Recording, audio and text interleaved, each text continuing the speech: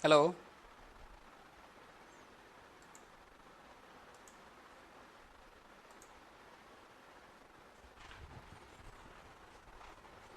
Hello, good morning. आवाज आ रही है सभी को?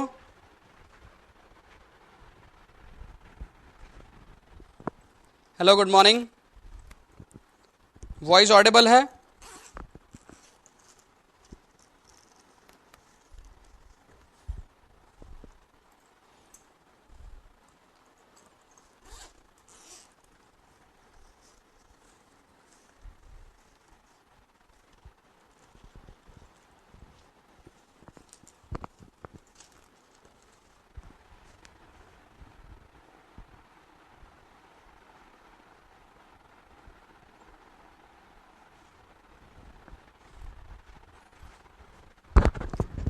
वॉइस ऑडिबल है सभी को? Good morning.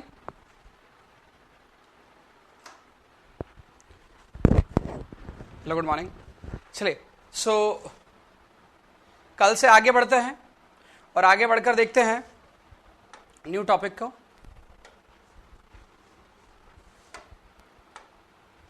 ओके, कल मुझे जहां तक याद है कि हम लोगों ने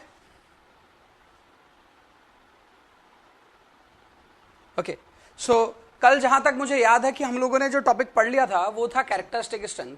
और मुझे लगता है कैरेक्टरिस्टिक स्ट्रेंथ के बारे में सभी को समझ में आ गया होगा कि कैरेक्टरिस्टिक स्ट्रेंथ क्या होती है। क्लियर है? तो कैरेक्टरिस्टिक स्ट्रेंथ का कंसेप्ट आप सभी को समझ में आ गया होगा। नाउ आगे बढ़ते हैं और आगे बढ़कर देखते हैं, कुछ दूसरी चीजें देखते हैं। तो जैसे कल हम लोगों ने पढ़ा था उसी के बेसिस पर मैं बात करूं, उसी के बेसिस पर बात करूं तो रिप्रेजेंट कैसे करते हैं, रिप्रेजेंट कैसे करते हैं ग्रेड को। रिप्रेजेंट करने के लिए जैसे हमने रिप्रेजेंट किया कुछ ऐसे M20 लिखा, तो यहां पर जो M रहता है ये आप सभी को पता है कि M is representing here mixture. M क्या बता रहा है आपका? मिक्सचर बता रहा है। और 20 जो है वो क्या बता रहा है आपके पास पर? किसका कैरेक्टर बता रहा है? Characteristic of compressive strength, characteristic of compressive strength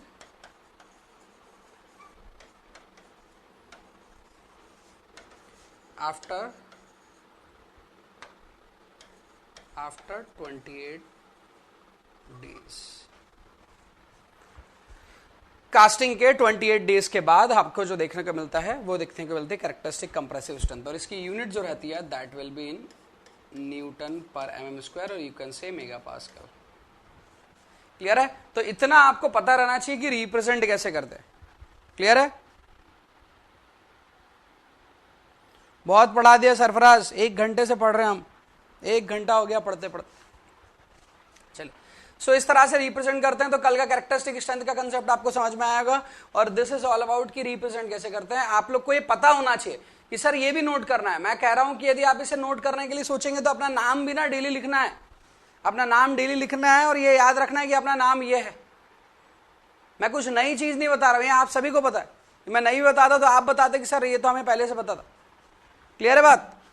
तो इसके बारे में बहुत ज्यादा सोचना नहीं है। ठीक है? अरे भाई ठीक है कि नहीं? आगे बढ़े?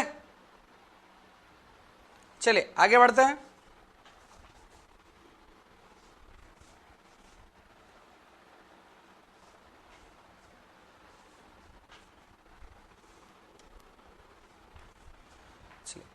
अब पढ़ते हैं आगे और आगे बढ़कर हम देखते हैं नई तरह की चीज that is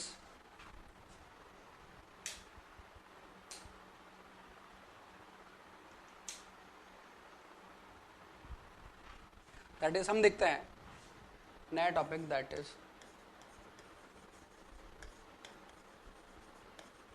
acceptance criteria. Acceptance criteria. अब इस एक्सेप्टेंस क्राइटेरिया के पार्ट से आपको क्वेश्चन पूछे जा सकते हैं एग्जाम में, है ना। तो एक्सेप्टेंस क्राइटेरिया जो है आपका, उसको बड़े ध्यान से आप लोग को समझना है यहां पर। तो जैसा लिखा हुआ एक्सेप्टेंस, एक्सेप्टेंस कहने का मतलब है कि कोई भी ग्रेड का यदि आप कंक्रीट बना लेंगे, कैसा भी कंक्रीट आप बना लेंगे और उस कंक्रीट को बिल्डिंग में लगाने का सोचेंगे, तो क्या वो कंक्रीट बिल्डिंग में लगाया जा सकता है या नहीं लगाया जा सकता है। क्लियर है? हो सकता है आपने प्रॉपरली ना बनाया हो सकता है कि आपने प्रोडक्शन जब किया होगा कंक्रीट का सही से नहीं किया हो सकता है कि आप कंक्रीट में जो रिक्वायर्ड स्ट्रेंथ रख रहे हो उसके कंपैरेटिवली जो स्ट्रेंथ बन रही है वो बहुत ही ज्यादा कम है। हरी बात समझ में? हर सैंपल के बीच में डिफरेंस आ रहा है, एक लेबर बना रहा है, एक इंजीनियर, एक लेबर, एक इंजीनियर, एक स्किल्ड लेबर, एक अनस्किल्ड लेबर, एक स्किल्ड लेबर, एक अनस्किल्ड लेबर, ऐसा बन रहा है, कंक्रीट को बना रहे हैं। तो वहां पर आपके पास फिर फर्क बहुत आ जाएगा, और यदि जितना ज्यादा फर्क या जितना ज्यादा डिफरेंस कंक्रीट मैन्युफैक्चरिंग में आ रहा है आपका, उतना ही फर्क आपके स्ट्रक्चर पर आएगा। स्ट्रक्चर पर देखने को मिल सकता है कि एक बीम के अंदर कंक्रीट आपने पूरी बीम में तो रिप्रेजेंट किया था कि M20 लगाऊंगा, लेकिन किसी में M15 पहुंच रहा है, किसी में 15 मेगापास्कल की स्ट्रेंथ पहुंच रही है, किसी में 12 पहुंच रही है, किसी में 25 पहुंच रही है, किसी में 30 पहुंच रही है। यदि ऐसा हो रहा है तो ऐसा क्यों हो रहा है? उसे रोकने के लिए एक्सेप्टेंस क्राइटेरिया आता है। एक्सेप्टेंस क्राइटेरिया कहता है कि मैं आपके जो भी आपके पास पर कंक्रीट का प्रोडक्शन होगा उस कंक्रीट को बताऊंगा कि क्या वो कंक्रीट लगने लायक था या नहीं है। हमने कहा कैसे बताओगे भाई आप? उन्हें कहा बिल्कुल टेस्ट कर टेस्ट तो करना पड़ेगा।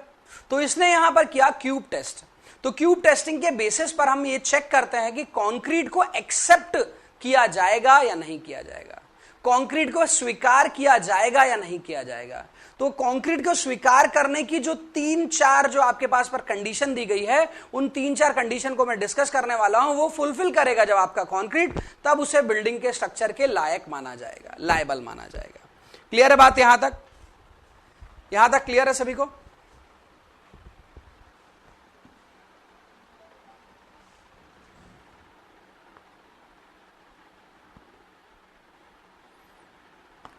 ओके, चलिए। सो एक एक कर पहले एक्सेप्टेंस क्राइटेरिया के पहले कुछ बेसिक की बात करता हूं मैं। कुछ बेसिक टर्मिनोलॉजी इनके बारे में आपको पता होना चाहिए। क्या है बेसिक टर्मिनोलॉजी? सबसे पहले हम बात करते हैं, हम बोलते हैं स्पेसिमेन, जिसे हम क्या बोल सकते हैं? क्यूब भी बोल सकते हैं। दूसरा एक टर्म आता है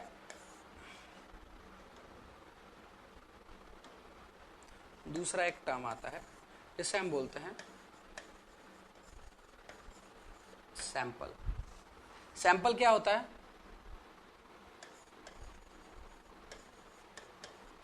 कॉम्बिनेशन ऑफ 3 क्यूब, उसे बोला जाता है सैंपल। फिर बात करते हैं ग्रुप।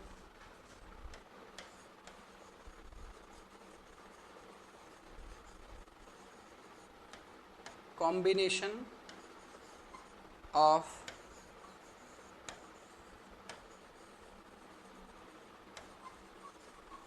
4 सैंपल। 4 सैंपल्स का जो आपके पास पर ग्रुप, 4 सैंपल को यदि आप जोड़ देते हैं या 4 सैंपल को एक साथ यदि आप बात करते हैं तो वो कहलाता है कि आपके पास पर, वो कहलाता है आपके पास पर ग्रुप। मतलब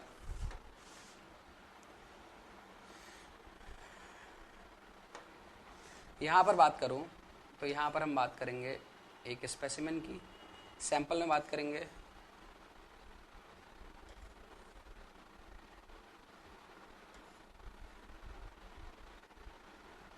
और यहां बात करेंगे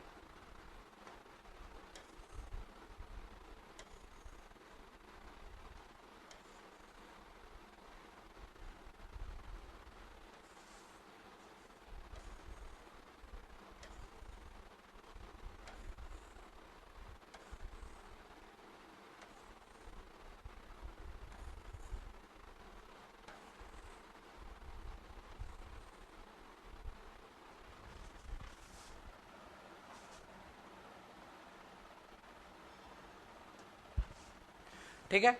सो दिस इज, ये एक क्यूब है, दीज आर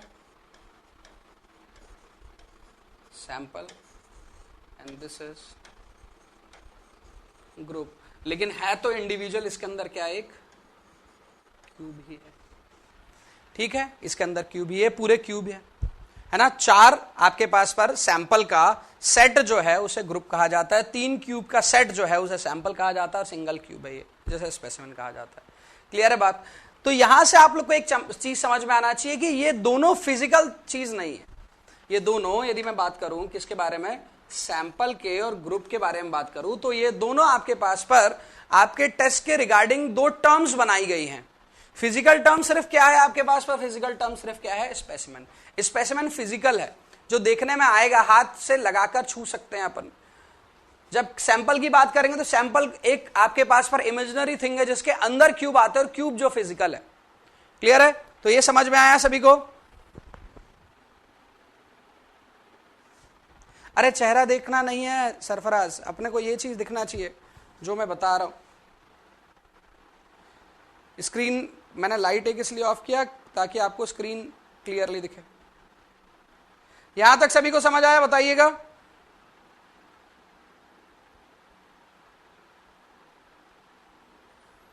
सभी को यहां तक समझ आया?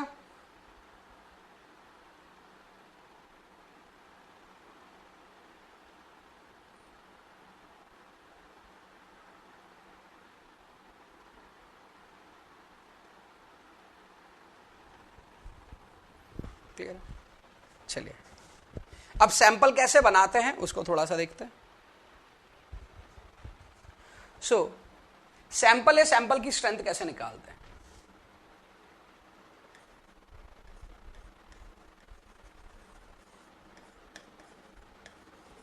Strength of sample, strength of sample, इसे बोलते हैं average of cube strength. Cube strength का ही एवरेज क्या कहलाता है आपके पास पर। तो यहां पर जब हम बात करते हैं क्यूब सैंपल स्ट्रेंथ, तो मैं एक रिजल्ट लिख रहा हूं, एक एग्जांपल, या रिजल्ट ऑफ क्यूब टेस्ट।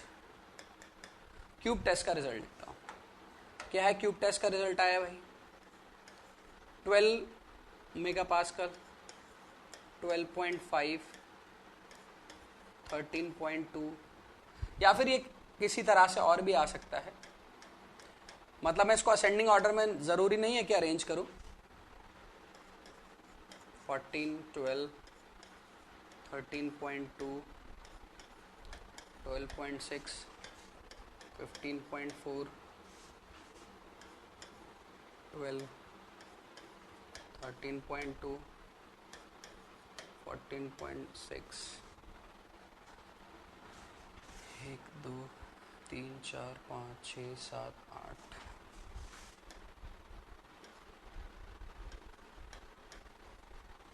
कुछ इस तरह से ये कुछ रिजल्ट है मेरे पास पर। अब इस रिजल्ट से हम क्या बनाएंगे, सैंपल बनाएंगे।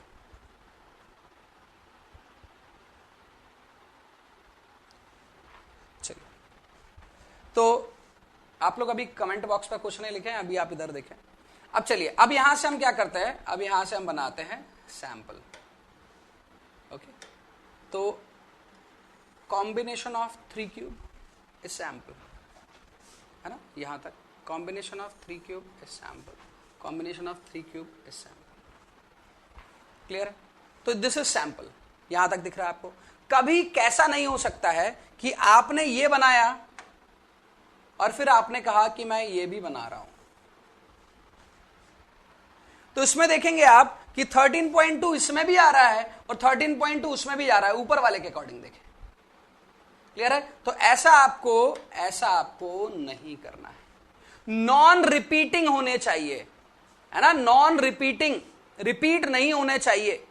एक ही क्यूब की स्ट्रेंथ को दोनों सैंपल में आप कंसीडर कर रहे हैं, ऐसा रिपीटिंग नहीं होना चाहिए। क्लियर है बात। चलिए, तो ये है आपके रिजल्ट। तो ये यहां से आपके पास पर आ जाएगा क्या, इसे मैं डिनोट करूंगा स्ट्रेंथ ऑफ सैंपल 1, इसे कहूंगा स्ट्रेंथ ऑफ सैंपल 2, इसे कहूंगा स्ट्रेंथ ऑफ सैंपल 3। क्लियर है? इसे मैं डिनोट कर देता हूं F1, इसे F2, इसे F3, इसे F4, F5, F6, F7, F8, F9। Strength को डिनोट करने का सिंबल F था। तो यहां से आपके पास पर FS1 कैसे निकाला जाएगा? FS1 मतलब स्ट्रेंथ ऑफ सैंपल 1, है ना? F1 क्या हो जाएगा? स्ट्रेंथ ऑफ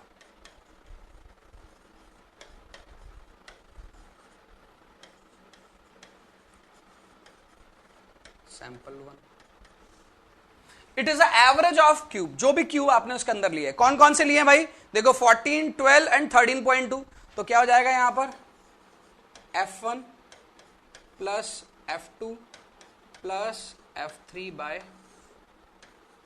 3, मतलब 14 plus 12 plus 13.2 divided by 3। Clear बात? सभी को क्लियर है? सैंपल की स्ट्रेंथ कैसे निकाली जा रही है? हाँ जी, सैंपल की स्ट्रेंथ कैसे निकाली जा रही है? समझ में आ रहा है सभी को? जल्दी बताइए।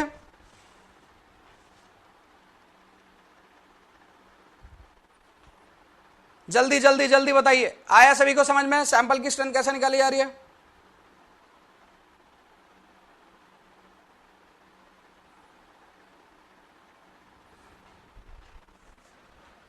आया? चले, तो दिस इज जो आपको दिया हुआ था, वो दिया हुआ था F1, F2, F3, F4, F5, F6, F7, F8, F9, F10, सब कुछ दिया हुआ था, है ना? आपको क्या निकालना है? सैंपल की स्ट्रेंथ। तो सैंपल की स्ट्रेंथ कैसे निकाली जा रही है? एवरेज ऑफ क्यूब स्ट्रेंथ, है ना? तो सैंपल की स्ट्रेंथ कैसे निकाली जाती है? सैंपल की स्ट्रेंथ कैसे निकाली जाती है?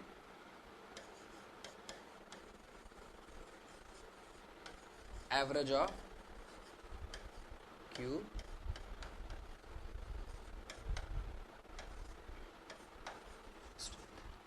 क्लियर है? एवरेज ऑफ क्यूब स्ट्रेंथ ही होती है आपके पास पर सैंपल की स्ट्रेंथ। तो मेरे ख्याल में ये भी समझ में आ गया होगा। अच्छा सर, ये एक्सेप्टेंस क्राइटेरिया था क्या? ये एक्सेप्टेंस क्राइटेरिया कुछ भी नहीं है, ये तो बेसिक्स है। ये सिर्फ मैं बेसिक बता रहा हूं। तो बेसिक में सबसे पहले वो बताया था, बेसिक में दूसरा टर्म पर ये बता रहा हूं। क्लियर है ना? आगे बढ़ते हैं। अब आगे बढ़कर अपन पढ़ते हैं एक्सेप्टेंस क्राइटेरिया नंबर 1। तो सबसे पहले अपन पढ़ते हैं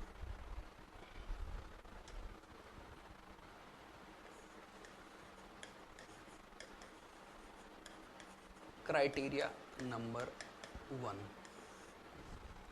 क्या बोलता है क्राइटेरिया नंबर 1? क्राइटेरिया नंबर 1 बोलता है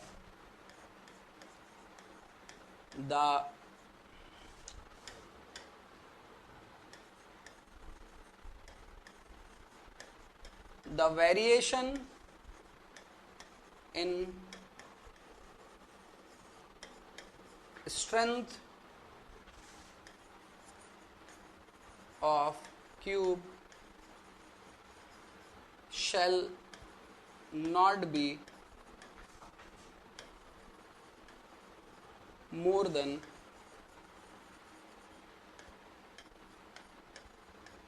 15%।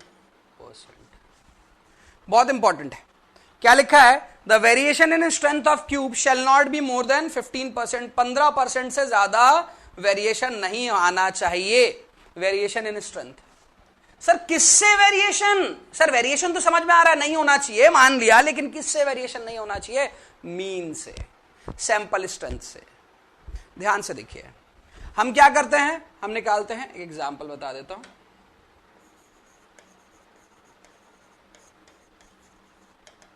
एग्जांपल, हमने क्यूब स्ट्रेंथ निकाली, क्या आई?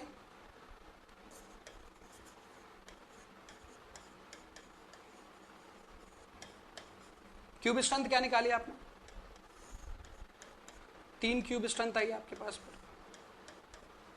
क्या आ गया आपके पास पर? F1, F2 और F3, ये 3 आ गए। इससे क्या निकालोगे? इन तीनों से क्या निकालोगे आप निकालोगे FS, निकालोगे आप FS। ये क्या होगी? सैंपल स्ट्रेंथ, जो इन तीनों के एवरेज कर निकाली जाएगी। निकाली जाएगी नहीं निकाली जाएगी? हाँ जी, है ना? तो ये निकाली गई एवरेज कर, है ना? कैसे? ये इधर पर पहले बता चुका हूं मैं, बार बार नहीं लिख रहा हूं ताकि कंफ्यूजन ना हो वहां पर। इस तरह से निकाली जाएगी आपके पास पर सैंपल स्ट्रेंथ। ये FS1 निकाला, तो FS1 कैसे निकाला, इन तीनों को ऐड किया, डिवाइड बाय 3 किया। तो यहां पर भी वही करना है, इन तीनों को ऐड करना है, डिवाइडेड बाय 3 करना है। अब क्या बोला जा रहा है, the variation in strength of cube shall not be more than 15%। मतलब इस स्ट्रेंथ से, मीन स्ट्रेंथ से वेरिएशन कितने से ज्यादा नहीं होना चाहिए, 15% से ज्यादा नहीं होना चाहिए। मतलब इससे कितना कम चल सकता है, इससे कितना कम चल सकता है, और इससे कितना ज्यादा चल सकता है, इससे कितना कम और कितना ज्यादा चल सकता है। इससे 15% कम चल सकता है, इससे 15% ज्यादा चल सकता है। क्लियर है? इससे 15% कम चल सकता है, इससे 15% ज्यादा चल सकता है, उसके नीचे और ऊपर नहीं चलेगा। क्लियर है? तो यदि मैं इसे 100% मान लेता हूं, यदि मैं इसे 100% मान लेता हूं, तो इससे 15% कम कितना होगा, 100 में से 15 गया तो बचा कितना, 85। तो ये कितना हो गया यहां पर 0.85, और किसका, इसका, इस वैल्यू का। इससे 15% ज्यादा हो सकता है, इसमें 15% ऐड कर दो तो 100% यदि ये है तो 100 में ऐड हो गया तो कितना हो गया 115%, मतलब 1.15 ऑफ FS। इसको आसान भाषा में समझाने के लिए मैं एक और तरीके से बनाता हूं इसे।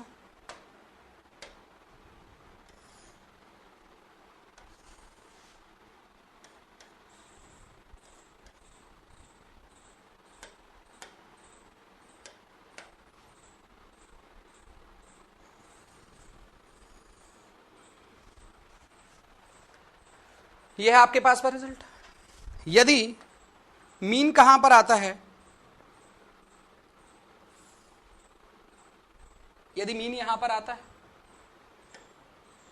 और मीन की वैल्यू को आप किससे रिप्रेजेंट कर रहे हैं, FM से रिप्रेजेंट कर रहे हैं, या फिर आप चाहे तो FS से रिप्रेजेंट कर दीजिए। मीन ऑफ सैंपल ही है ना वो सर, मीन ऑफ क्यूब ही है ना, दैट इज सैंपल स्ट्रेंथ।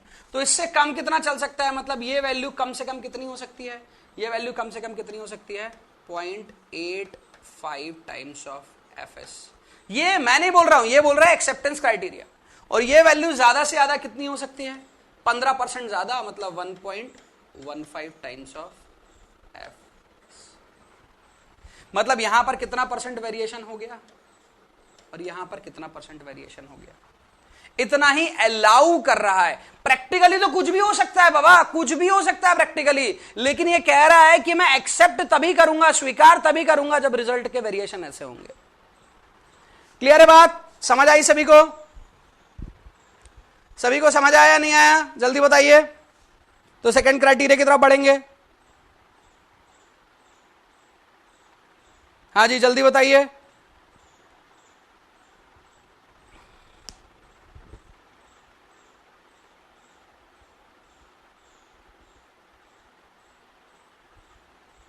हाँ जी, एक बार और समझा रहा हूं मैं।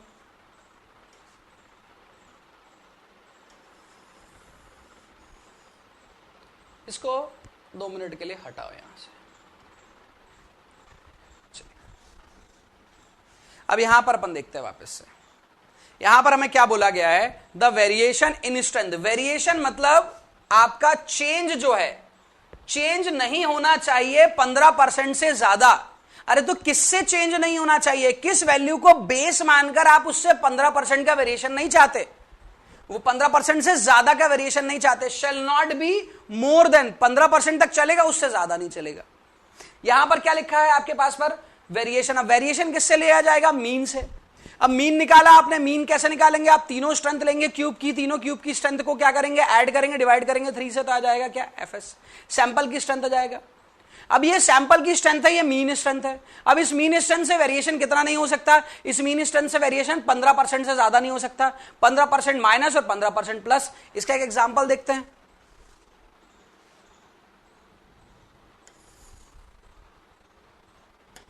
एक एग्जांपल देखते हैं, आप लोग को ही करना है।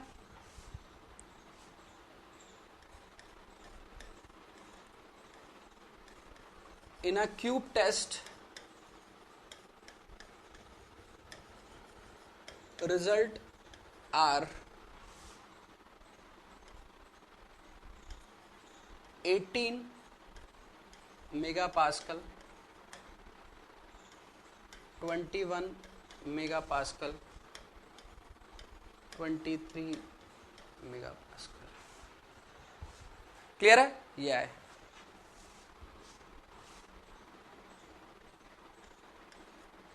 तो यहां पर इसको सॉल्व करते हैं, तो कैसे निकालेंगे? सो सैंपल स्ट्रेंथ, सैंपल स्ट्रेंथ कैसे निकालेंगे भाई? F1 plus F2 plus F3 bye 3, मतलब Fs is equal to 18 plus 21 plus 23 by 3। तो क्या मिल जाएगा आपसे? Fs मिल जाएगा। क्लियर है? कितना आ रहा है Fs?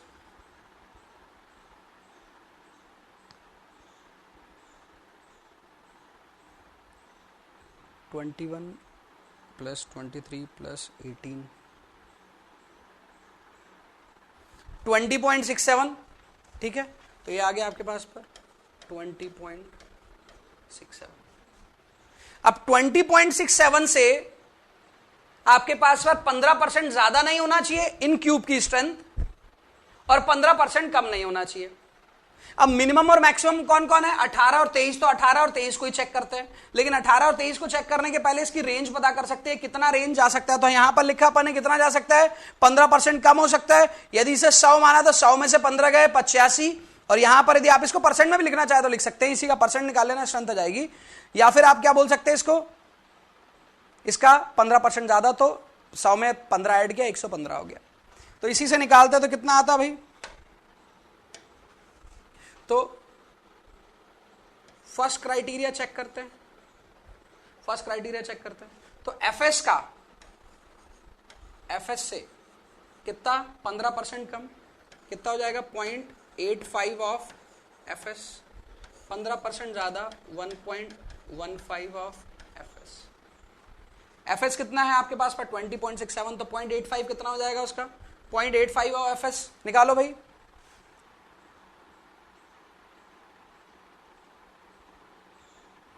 हो गया 17.56,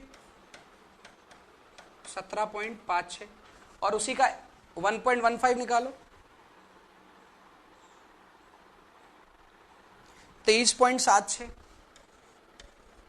23.76। क्लियर है? क्लियर है यहां तक? तो मिनिमम स्ट्रेंथ कितनी हो सकती है और मैक्सिमम स्ट्रेंथ कितनी हो सकती है? तो जो आपके पास पर रिजल्ट आए हैं, जो आपके पास पर रिजल्ट आए हैं, उनके बीच में या उनकी वैल्यू किससे कम या किससे ज्यादा नहीं हो सकती? इन क्यूब की स्ट्रेंथ 17.56 से कम नहीं हो सकती, और इन क्यूब की स्ट्रेंथ 23.76 से कम नहीं हो सकती। सर यदि हो गई, इससे यदि ज्यादा हो गई, यदि ये क्यूब की स्ट्रेंथ यदि 24 या 25 मेगा पास्कल निकलती, तो उस केस में इस क्यूब के रिजल्ट को एक्सेप्ट नहीं किया जाता।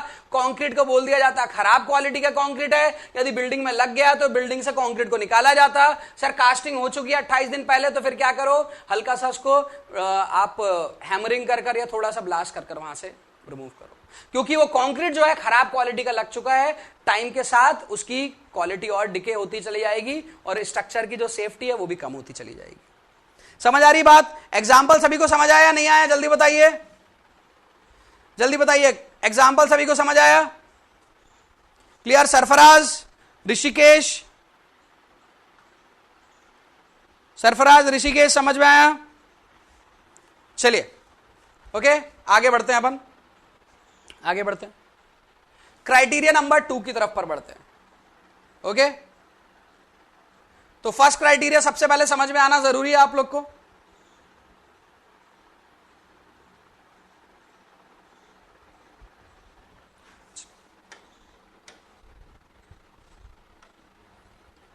तो क्राइटेरिया नंबर 2,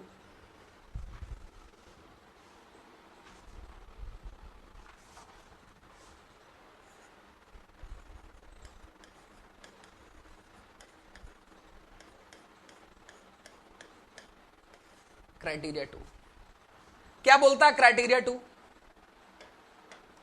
क्राइटेरिया 2 बोलता है कि जो मीन होगा आपका, मीन होगा फॉर नॉन ओवरलैपिंग सैंपल, वो कम नहीं होना चाहिए। क्या है?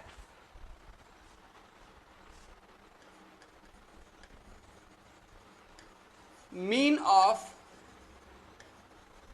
For non overlapping sample, mean of 4 non overlapping sample, ये कम नहीं होना चाहिए। It should be greater than और equal to 0.825 sigma plus FCK और FCK प्लस 3। इन दोनों में से जो भी वैल्यू आपके पास पर क्या होगी, मोर होगी, उससे ज्यादा होना चाहिए। विच एवर इज मोर और ग्रेटर, विच एवर इज मोर और ग्रेटर। तो सबसे पहले तो ये समझ में आना चाहिए, ये रिजल्ट तो आपको कोडल प्रोविजन दे रखा है 0.825 सिग्मा। सिग्मा क्या बता रहा है यहां पर? स्टैंडर्ड डेविएशन बता रहा है। FCK कैरेक्टरिस्टिक स्ट्रेंथ बता रहा है, FCK कैरेक्टरिस्टिक स्ट्रेंथ। इन दोनों में से कोई भी एक रिलेशन आप यूज कर सकते हैं, है ना। चलिए, तो mean of 4 non overlapping sample, overlapping का मतलब समझ में आ गया था आपको? ओवरलैपिंग का मतलब समझ में आ गया था?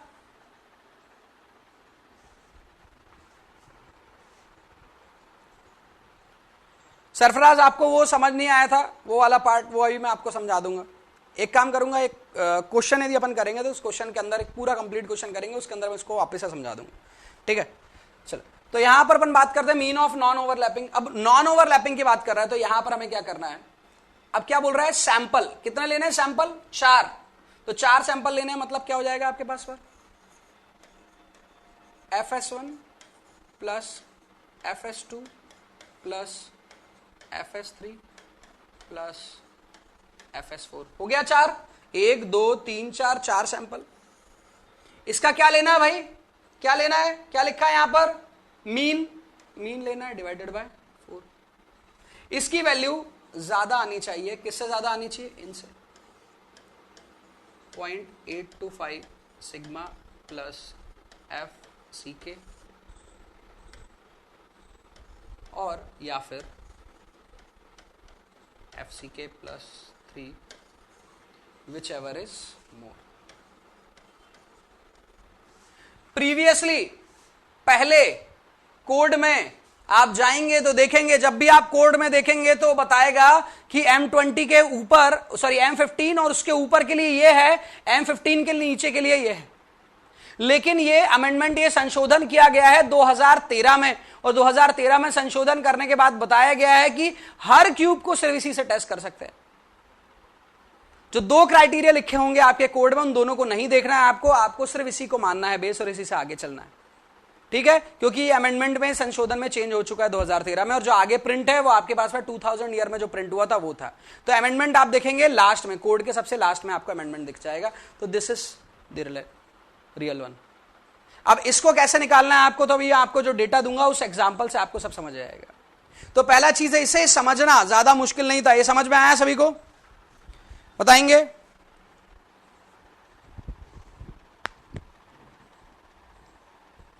समझ आया सभी को?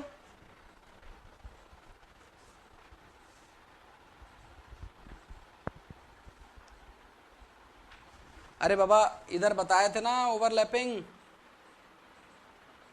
ये बताया था ना ओवरलैपिंग नहीं होना चाहिए, ना क्यूब की ना सैंपल की।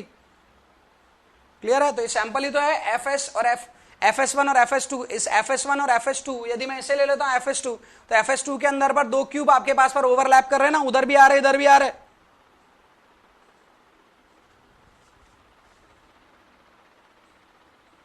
ठीक है, तो ये मेरे को लगता है क्राइटेरिया आपको समझ में आएगा। अपन आते हैं क्राइटेरिया नंबर 3 पर।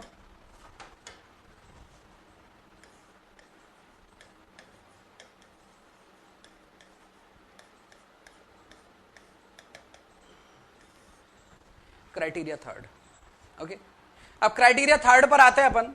क्राइटेरिया थर्ड क्या बोलता है? क्राइटेरिया थर्ड बोलता है कि कोई भी इंडिविजुअल सैंपल की स्ट्रेंथ जो है आपके पास पर कम नहीं होनी चाहिए।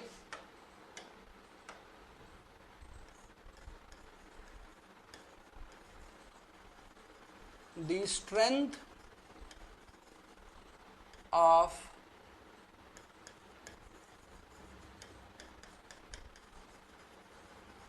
individual sample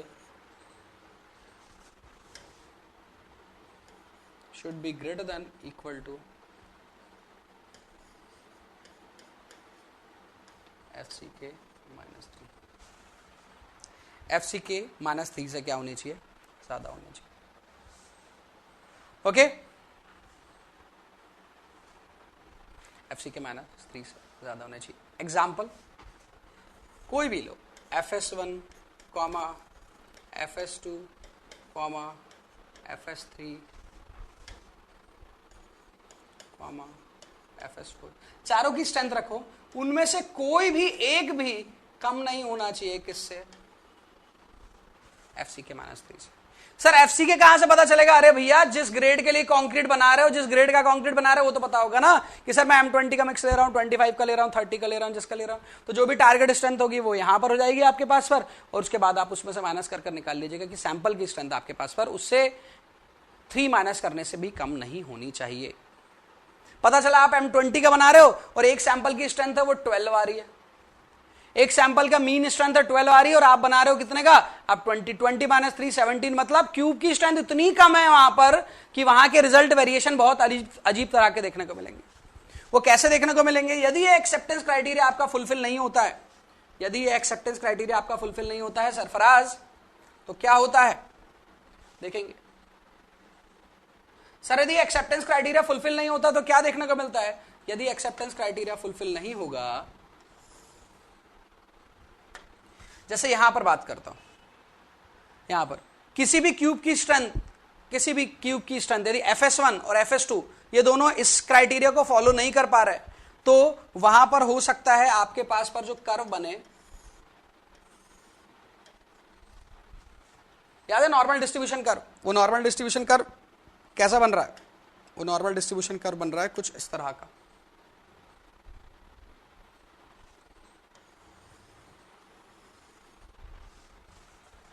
कुछ इस तरह का। यदि आपके पास पर S1, FS1 और FS2 इन दोनों की स्ट्रेंथ यदि इससे कम आती है, मान लीजिए 20 लेता हूं, एक एग्जांपल लेता हूं, इधर 20 माइनस 3 दैट इज 17। FS1 की वैल्यू के बारे में बात करता हूं, FS1 जो है वो है 12, FS2 जो है वो है 12.5, FS3 जो है दैट इज 15 और FS4 जो है वो है 19।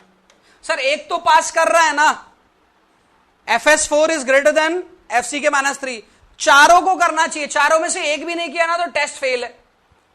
टेस्ट फेल है मतलब ये जो कंक्रीट है वो फेल है, और कंक्रीट फेल है मतलब कंक्रीट को अपन बिल्डिंग में इस्तेमाल नहीं कर सकते, क्राइटेरिया को फुलफिल नहीं कर रहा है।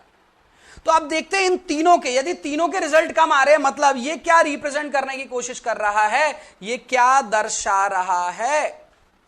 ये रिप्रेजेंट कर रहा है कि कम स्ट्रेंथ वाले ज्यादा क्यूब है, कम स्ट्रेंथ वाले ज्यादा क्यूब है। तो यदि मैं यहां पर लिखता हूं तो यहां पर आएगा स्ट्रेंथ और यहां आएंगे नंबर ऑफ क्यूब्स, यहां पर इस एक्सेस पर आएंगे नंबर ऑफ क्यूब्स।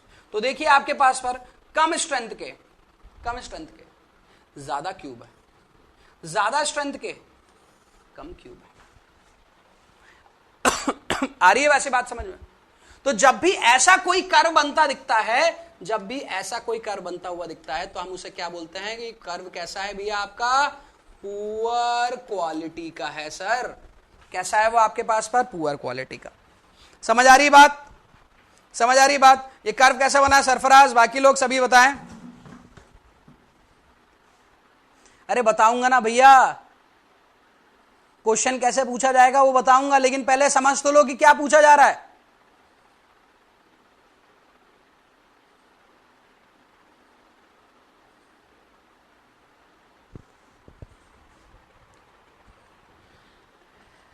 हाँ, कौन बोल रहा था भैया रिपीट हो रहा है?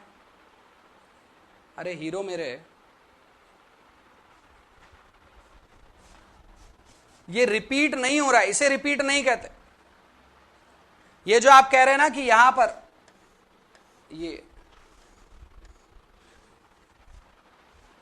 ये दूसरा है, वो दूसरा है, वो FS3 है, FS1, दोनों एक दूसरे के अंदर कॉमन नहीं लिए गए, ये रिजल्ट ही ऐसे आए हैं। इसे बोलते हैं ओवरलैप करना। हो सकता है 13.2 की जगह 14.4 हो जाता, 13.2 की जगह 14.4 हो जाता, मान लीजिए हो जाता, तो तब यही होता। तो ओवरलैप कहने का मतलब है कि एक क्यूब की स्ट्रेंथ को दोनों जगह काउंट कर लेना। आ रही बात समझ में?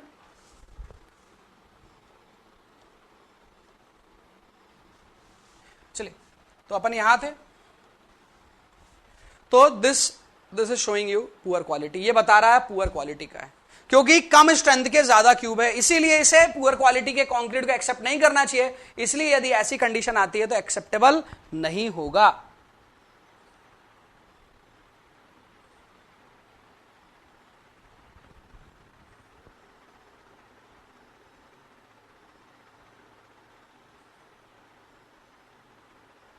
क्या बोल रहे हैं मिस्टर एल के, पता नहीं क्या नाम है आपका, लॉकेश समझ लेता हूं मैं आपको। चलिए, तो यहां पर इस तरह से आपके पास पर थर्ड क्राइटेरिया जो है वो आपका कुछ इस तरह का डेटा दिखाता है, तो आप उसे एक्सेप्ट नहीं करेंगे। क्लियर है बात सभी को? मैं क्वेश्चन देता हूं आपको,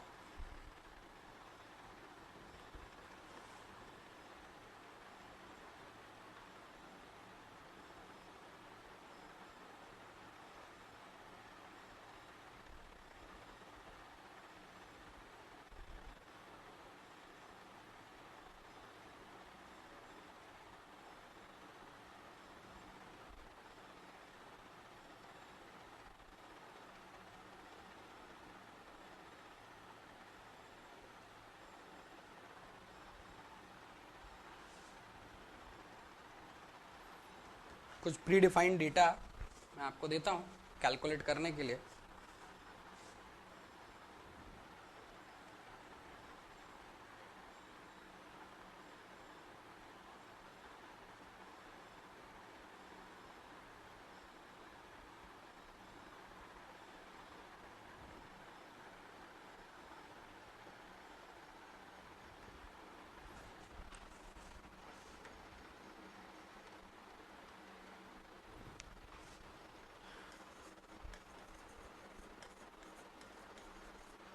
क्वेश्चन है,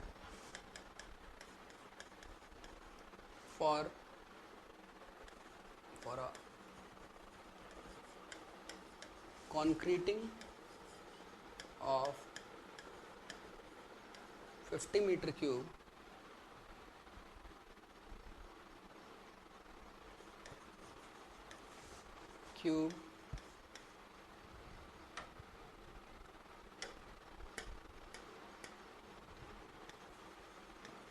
are prepared and arranged in sample, check the acceptance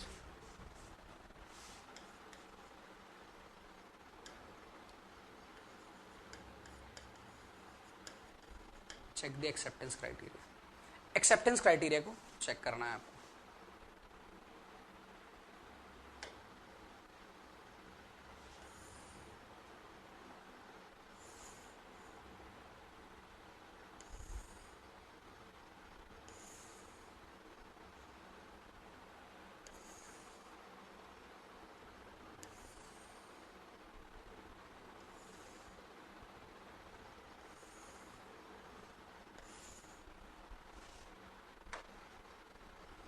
तो आपके पास पर सैंपल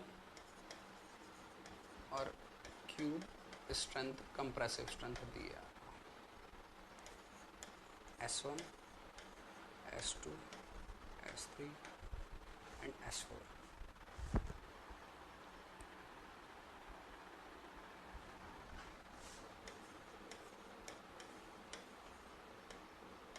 आपको सॉल्व करना है इसे, क्राइटेरिया मैं बता चुका हूं आप लोग को।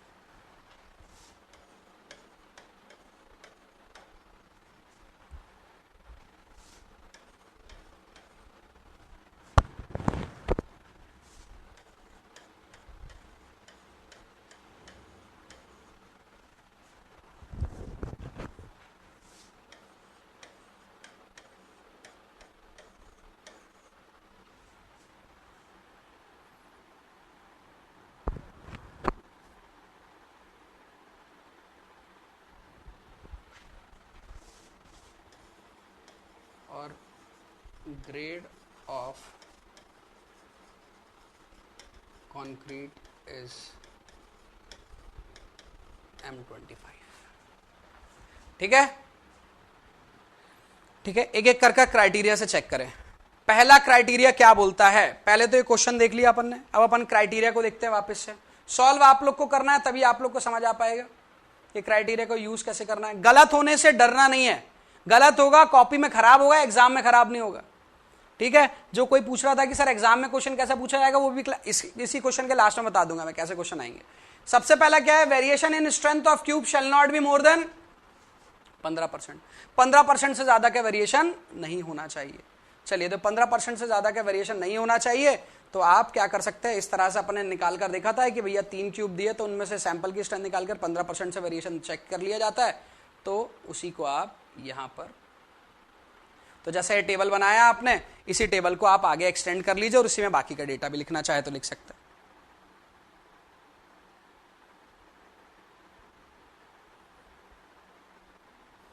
ठीक है, चलिए एक एक कर सॉल्व करें। सबसे पहला वाला क्राइटेरिया, तो सबसे पहला वाला क्राइटेरिया यूज करें।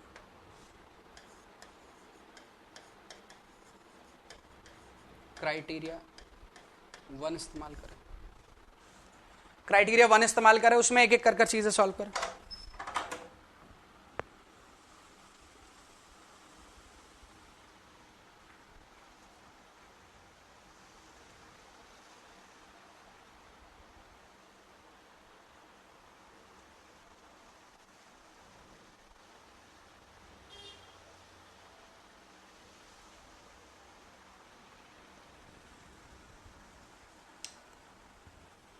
एक एक कर क्राइटेरिया इस्तेमाल करिए।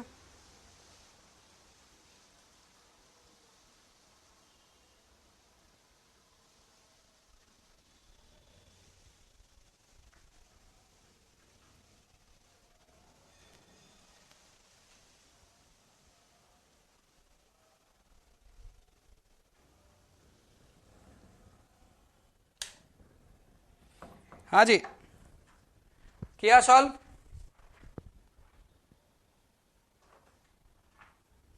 कौन सा वाला दोबारा समझाऊं, यहां पर सॉल्व कर दिखा रहा हूं, ध्यान से देखना है। ठीक है, क्राइटेरिया 1, क्राइटेरिया 1 में एक एक कर देखते हैं। S1 में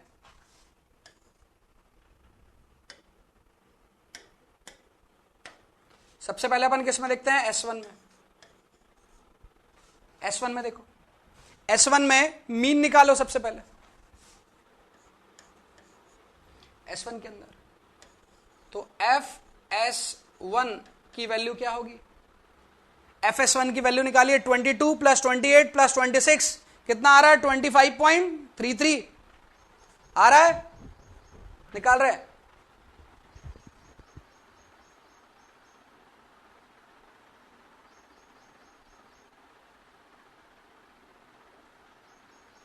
हाँ वही होगी भाई ऋषिकेश। FS1 की वैल्यू, FS1 की वैल्यू आ गई 25.33। अब ये मत पूछना कैसे आई है, ये कहां से आई भाई, इन तीनों को ऐड करके डिवाइड कर मीन निकाला अपन ने। ठीक है, अब इससे कितनी कम चल सकती है, सरफराज शिव कुमार, इससे कम कितनी चल सकती है, जल्दी बताओ, इससे कितनी कम हो सकती है, 15%, है ना, और इससे ज्यादा कितनी हो सकती है, 15%, तो इससे कम कितनी होगी, 15%, तो आप इससे क्या कर देंगे, तो क्या निकालेंगे, 0.85 ऑफ FS1, 0.8 की जगह 1.15 ऑफ FS1 कितना आ गया पॉइंट, तो ये आ गया आपके पास पर वैल्यू 21.53 एंड 29.13, 21.53 एंड 29.13। ये आया सभी का, सभी का आया। अब सरफराज देखो, जो आपको कर्व से समझ आ रहा था नहीं आ रहा था, उसी चीज को अपन समझने की कोशिश करते हैं, उसी को अपन समझने की कोशिश करते हैं, ठीक है। चलिए, तो हमारे पास पर जो डेटा दिया हुआ था उस डेटा को देखते हैं।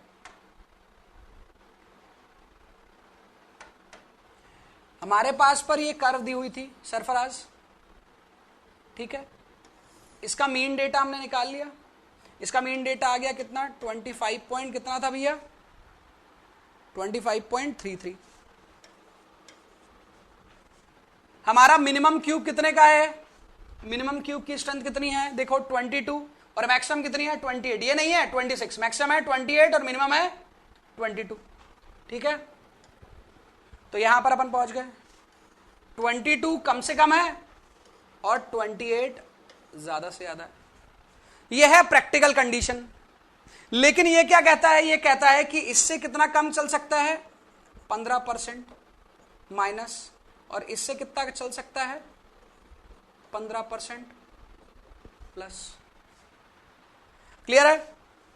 तो वो वैल्यू भी हमने निकाल लिया, वो वैल्यू कितनी आ रही है, वो वैल्यू निकाल लिया। 15% कम कितना आ रहा है 21.53 तक जा सकते हैं और 29.13 तक जा सकते हैं। मतलब ये हमें कह रहा है कि आपकी जो कर्व है ना वो ऐसी हो सकती है।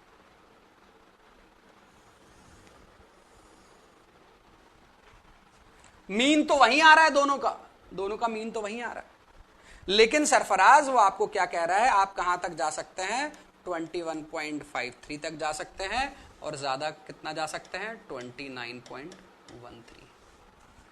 मतलब आपके डेटा जो प्रैक्टिकल डेटा है, आपके जो डेटा जो प्रैक्टिकल डेटा है वो इसी की रेंज के अंदर आने चाहिए, इसी की रेंज के अंदर आने चाहिए।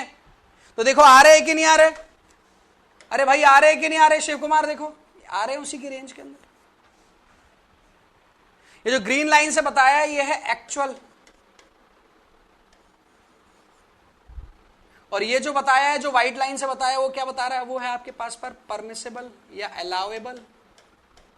इतना परमिट कर रहे हैं, अलाउ कर रहे हैं, एक्सेप्ट कर रहे हैं।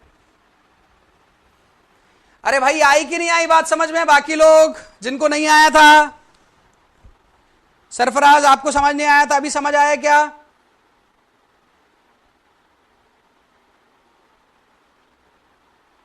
अरे नहीं भैया नहीं, इधर देखो ये क्या लिखा है यहां पर, परमिसिबल।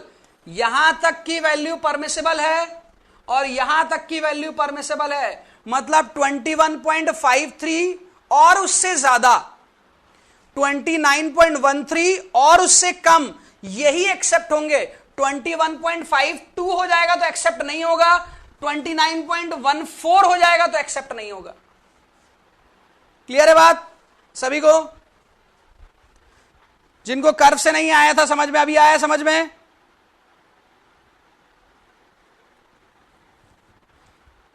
ठीक है, चलिए अब मुझे लगता है कि यह समझ में आया होगा आपको, तो आप इसी तरह से S2, S3, S4 निकाल लेंगे। अरे निकाल लोगे कि नहीं निकाल लोगे? निकाल लोगे?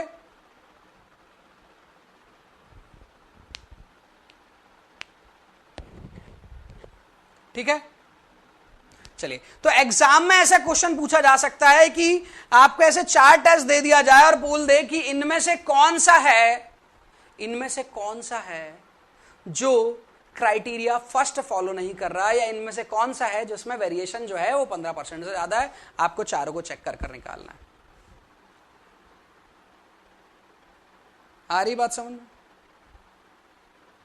तो ऐसा हो सकता है, या फिर बोल देता है कि ये 4 आपको क्यूब्स ऑप्शन दिए हैं, इनमें से बताइए कि कौन सा जो है क्राइटेरिया 1 को फॉलो नहीं कर रहा, 15% से ज्यादा वेरिएशन है।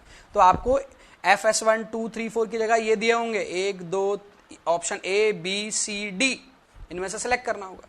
अभी तो हो सकता है कि पूरे के पूरे कर जाए। चलिए अब क्राइटेरिया नंबर 2 की तरफ बढ़ते हैं। तो ये समझ आया था सभी को क्राइटेरिया नंबर 1। अब इसी में क्राइटेरिया नंबर 2 लगाओ। तो क्राइटेरिया नंबर 2 क्या बोलता है भाई? क्राइटेरिया नंबर 2 बोलता है तो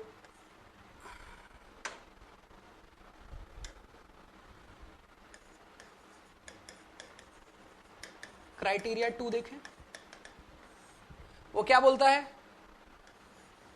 F average should be greater than 0.825 sigma plus F C K और F C K plus 3 whichever is मोर।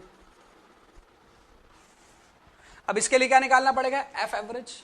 मतलब इसके लिए निकालना पड़ेगा आपको F S one plus F S two plus F S three plus F S four divided by 4। तो F S one, F S two, F S three, F S four यहां से निकाले सभी, यहां से सभी के आप मीन स्ट्रेंथ निकाले और सभी की मीन स्ट्रेंथ को यहां रखने के बाद सॉल्व करें। क्लियर है बात? मैं सभी की मीन स्ट्रेंथ आपको बता रहा हूं, उसके बाद अपन आगे बढ़ते हैं, है ना। आप लोग निकाल लीजिएगा। तो एफ एस वन है, अभी निकाला था 25.33 प्लस 26 प्लस 33 प्लस 32। इन सभी की जब मीन स्ट्रेंथ निकाल लेंगे, कहां से? इन सभी को जब ऐड कर डिवाइड बाय 3 करेंगे तो मीन स्ट्रेंथ आ जाएगी और यहां से आप इससे निकालेंगे एवरेज। ये आना चाहिए ज्यादा, किससे? ये आना चाहिए ज्यादा इस डेटा से।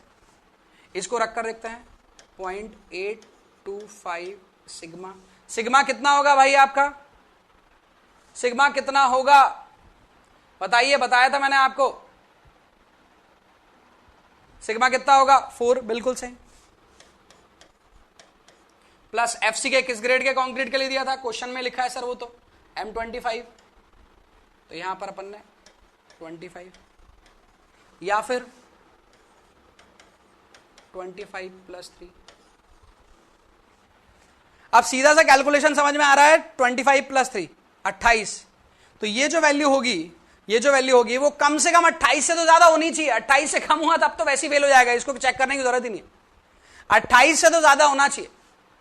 अब 28 से ज्यादा 28.5 से 18.5 है तो फिर चेक करना कहीं ये 29 तो नहीं। यदि 29 तो विच एवर इज मोर होगा, तो 29 से चेक किया जाएगा। तो रफली आप इसको इस तरह से चेक कर सकते हैं।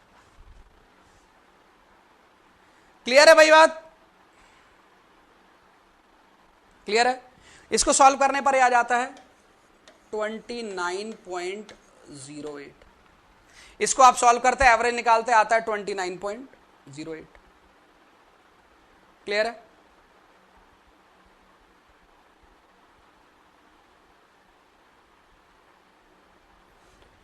ये कितना हो गया?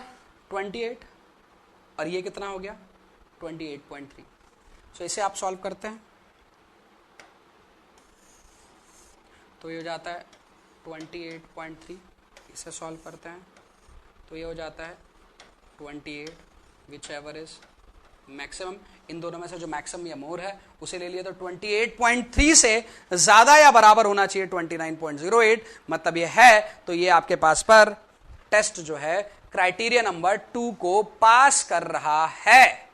क्लियर है बात सभी को? क्लियर सभी को? सर यदि ये 29.3 होता तो, सर ये 29.3 होता तो, अरे भाई 28 और 29.3 में से कौन ज्यादा होता?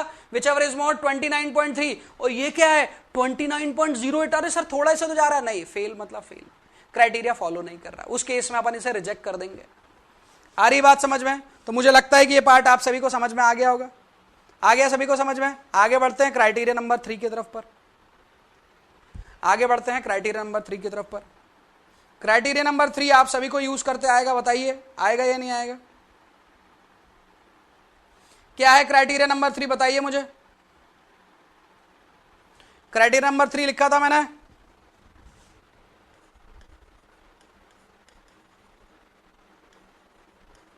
क्राइटेरिया 3 क्या था? क्राइटेरिया 3 देखो भाई,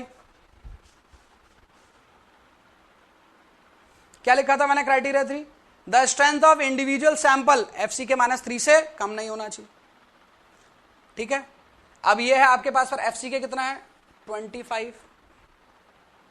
किसी भी क्यूब की या किसी भी सैंपल की स्ट्रेंथ किससे कम नहीं होना चाहिए? सैंपल की स्ट्रेंथ 25 - 3 से कम नहीं होना चाहिए। क्लियर है बात? चलो आगे बढ़ते हैं। तो ये है सभी सैंपल की स्ट्रेंथ, है ना, सभी सैंपल की स्ट्रेंथ ये है।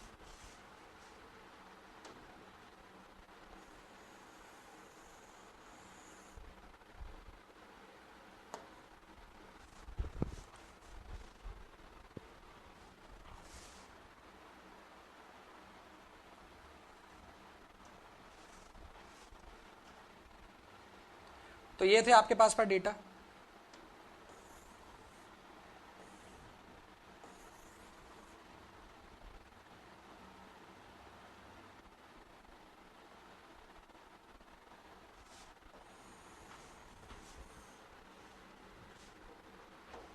तो ये है आपके पास पर FS1, FS2, FS3, FS4। इनमें से कोई भी कम नहीं होना चाहिए किससे? FC के -3 से। मतलब FC के -3 से कम नहीं होना चाहिए, मतलब कितना? 25 - 3 दैट इज 22। इनमें से कोई भी 22 से कम नहीं होना चाहिए। तो देखिए कितना है, 25.3 भी नहीं है, 26 भी नहीं है, 33 भी नहीं है और 32 भी नहीं है, कोई भी कम नहीं है। तो आपका क्राइटेरिया क्या कर गया? ये भी पास कर गया। क्लियर है? ये भी पास कर गया।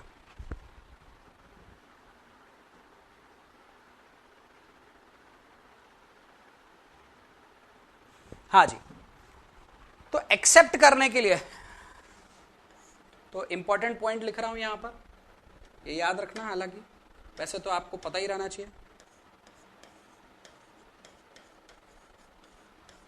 To accept concrete all criteria should be passed। Concrete को एक्सेप्ट करने के लिए जितने भी क्राइटेरिया आपको दिए गए हैं वो पूरे के पूरे पास करने जरूरी हैं। कोई एक भी फेल होता है तो एक्सेप्ट नहीं किया जाएगा, तीनों के तीनों क्राइटेरिया पास होने चाहिए। क्लियर है मेरी बात? सभी को समझ आए यहां तक? किसी को कोई डाउट है तो बताइए। क्लियर है सरफराज? कोई एक क्राइटेरिया पास नहीं हुआ तो फेल हो जाएगा वो, समझ आया? चलिए, तो मुझे लगता है कि आप लोग को समझ में आया होगा। अब जो लोग सोच रहे हैं कि सर ये पढ़ तो लिया, समझ तो लिया, और अब आप बोल रहे हैं कि क्वेश्चन नहीं आएगा, तो क्वेश्चन नहीं आएगा। कब? जैसा मैंने दिया है वैसा क्वेश्चन नहीं आएगा। अब कैसा क्वेश्चन आएगा? कैसा? इस तरह का टेबल देने की जगह वो ऑप्शन ABCD दे देगा और उनमें से बोलेगा कि क्राइटेरिया 1 कौन नहीं फॉलो कर रहा है, 2 कौन नहीं फॉलो कर रहा है, 3 कौन नहीं फॉलो कर रहा है। तो कैलकुलेशन करना पड़ेगा थोड़ा सा आपको। डेटा थोड़े ऐसे दिए जाएंगे जिससे थोड़ा आसान होगा सॉल्व करना। क्लियर है? तो जब भी आप देखते हैं, देखिए SSC JEE के बारे में यदि मैं बात करूं ना, तो SSC JEE जो है ना वो आपको बहुत ज्यादा सोचने के लिए मजबूर नहीं करता। वो कहता मार्केट में जो चल रहा है ना वही अपन भी चलाएंगे। लेकिन जब दूसरे एग्जाम के बारे में बात करते हैं, यदि आप किसी असिस्टेंट इंजीनियर के एग्जाम के बारे में बात करते हैं, दिल्ली डेवलपमेंट अथॉरिटी के बारे में बात करते हैं, NBCC के एग्जाम के बारे में बात करते हैं, आप DRDO के आपका DMRC के बारे में बात करते हैं, Lucknow metro railway corporation, Noida metro railway corporation, इनके बारे में बात करते हैं, है ना, और यदि आप जल निगम के बारे में बात करते हैं, इन सभी डिपार्टमेंट के जो पेपर है या तो वो कॉपीड होते हैं इधर उधर से, या फिर वो 2-4-5 नए क्वेश्चन दे देते हैं। और यदि वो क्वेश्चन देंगे तो इस तरह का क्वेश्चन जरूर दे सकते हैं। SSC JEE में मेरा खुद का पर्सनल मानना है कि इस तरह के क्वेश्चन के चांसेस थोड़े कम है, लेकिन उसके बाकी एग्जाम में सभी में आने के पूरे चांसेस है। अब इसी टॉपिक में से एक क्वेश्चन आया है गेट एग्जाम में। गेट एग्जाम में, अच्छा सर वहां तो न्यूमेरिकल आएगा। अरे न्यूमेरिकल नहीं, थ्योरेटिकल क्वेश्चन है। क्या थ्योरेटिकल क्वेश्चन है कि आप ये बताइए, नीचे दिए गए, ऐसा क्वेश्चन था कि नीचे दिए गए ऑप्शंस में से बताइए कि कौन सा ऑप्शन सही होगा सैंपल के लिए, और नीचे दिए में से कौन सा आंसर सही होगा सैंपल के लिए और वेरिएशन के लिए। यदि सैंपल को मैं x से डिनोट कर रहा हूं और वेरिएशन को y से डिनोट कर रहा हूं, सैंपल को मैं x से डिनोट कर रहा हूं सैंपल को x से डिनोट कर रहा हूं, ऐसा क्वेश्चन था, क्वेश्चन के अंदर ही था, और वेरिएशन को y से डिनोट कर रहा हूं।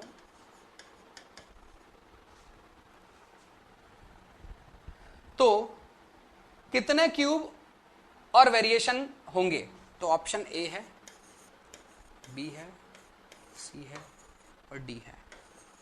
कितने क्यूब और वेरिएशन होगा, है ना, रिस्पेक्टिवली। तो ऐसा लिखा हुआ,